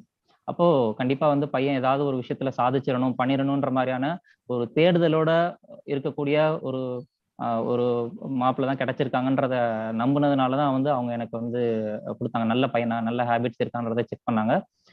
சரி, ஓகே, ஃபேமிலி நமக்கு செட் ஆகுமான்ற விஷயத்தை செக் பண்ணாங்க. அவங்களோட பேச்சும் பார்த்தீங்கன்னா எங்களோட ஃபேமிலி பேக்ரவுண்டுக்கும் ஒரே மாதிரி இருந்ததுனால ஓகே, இவங்க சக்சஸ்ஃபுல் பண்றதுக்கு ஏதாவது ஒரு விஷயத்த நான் செஞ்சுக்கிட்டே இருக்கேன், கண்டிப்பா பையன் ஏதாவது ட்ரை பண்ணிட்டு இருக்கான், பண்ணிடுவான் அப்படின்ற ஒரு நம்பிக்கையில தான் வந்து எனக்கு வந்து அப்ப மேரேஜ் பண்ணி கொடுத்தாங்க. எங்க மாமாவுக்கு நான் ரொம்ப தேங்க்ஸ் சொல்லிக்கிறேன். ஆனா எங்க மாமா எதிர்பார்த்த மாதிரியே ஒரு நல்ல ஒரு நிலைமைக்கு நான் வந்திருக்கேன். ஃபேமிலியும் இப்போ பத்திரமா பாத்துக்கிறேன்.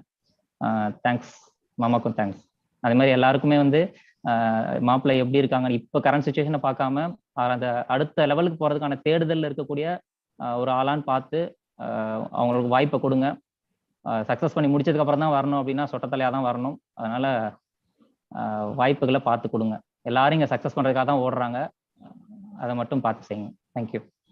Great, very great, super. So இன்னைக்கு ரொம்ப அருமையா உங்களுடைய இந்த பயணம் எப்படி தோணுனது, இப்போ எவ்வளவு வெற்றிகரமா நீங்க போயிட்டு இருக்கீங்க அப்படிங்கிறத இன்னைக்கு நிறைய பேர் முன்னாடி நீங்க எடுத்து வச்சிருக்கீங்க. ஸோ இது வரைக்கும் 25 லட்சம் ரூபா வெஸ்டீஜ்ல சம்பாதிச்சுதா சொன்னீங்க. ஸோ இந்த 25 லட்சம் அப்படிங்கிறது உங்களுடைய மாத வருமானமாக வெஸ்டீஜ் மூலமாக மாறணும் அப்படின்னு உங்களுக்கு நான் வாழ்த்தி, இன்னும் அடுத்தடுத்த நிலைகளை நீங்க தாண்டி லைஃப்ல ஒரு பெரிய ஒரு அச்சீவ்மெண்ட் அப்படின்னு சொல்றதை விட ஒரு வளமான வாழ்க்கையை வந்து நீங்க ஏற்படுத்தி கொடுக்கணும். உங்க மூலியமாக நிறைய பேருக்கு இந்த ஒரு வளமான வாழ்க்கையை த்ரூ வெஸ்டீஜ் நீங்க ஏற்படுத்தி கொடுக்கணும் அப்படின்னு சொல்லிட்டு, ஸோ எங்களுக்காக இன்னைக்கு இந்த நேரத்தை ஒதுக்கி கொடுத்த உங்களுக்கு என்னுடைய மனமார்ந்த நன்றிகள் இந்த நேரத்தில் நான் சொல்றதுக்கு கடமைப்பட்டிருக்கேன். So thank you so much mister Prabhakaran. Thank you so much for all my team and to my appliance and team members, my family members. Thank you. So dear Vestigians, ஆர் இன்னைக்கு இந்த சக்சஸ் ஜேர்னியை பார்த்துட்டு இருக்கிற நபர்கள் உங்கள் அனைவருக்குமே நான் சொல்லக்கூடிய விஷயம் என்ன அப்படின்னா, மேன் ஆஃப் வேல்யூ அப்படிங்கிற அந்த ஒரு கேப்ஷன் நான் போடுறதுக்கான ஒரு காரணம், பிகாஸ் இன்னைக்கு நம்ம வெறும் நம்ம சம்பாதிச்சோம், நிறைய பேர் வெறும் சம்பாதிக்க வச்சோம் அப்படிங்கிறது முக்கியம் கிடையாது. ஏன்னா இன்னைக்கு நம்ம வழி நடத்துறோம் அப்படின்னா நம்ம ஒரு நல்ல இடத்துல நிறைய பேர் நம்மளால கரெக்டா வழி நடத்த முடியுங்கிற இடமும் ரொம்ப ரொம்ப அவசியம்.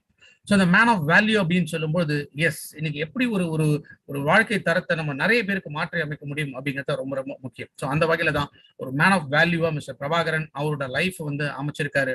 ஸோ ஏதாவது ஒன்று அடுத்தடுத்து துருதுருன்னு செஞ்சு எஸ் டெஃபினட்டா நம்மளால வெற்றி பாதையில போக முடியுங்கிற ஒரு தன்னம்பிக்கையோட இந்த 2 வருஷத்துல அவர் ஆரம்பிச்ச ஒரு பயணம் இன்னைக்கு 1 lakh plus income as well as ground director அப்படிங்கிற ஒரு நிலையை தாண்டி மேலும் மேலும் இன்னும் அவர் நிச்சயமா வளர போறாரு. அதே போலதான் இந்த வியாபாரத்துக்குள்ள வரக்கூடிய நபர்கள் உங்க எல்லாருக்குமே இதே வாய்ப்புகள் டெஃபினட்டா காத்துட்டு இருக்கு அப்படிங்கறது என்னால சொல்ல முடியும்.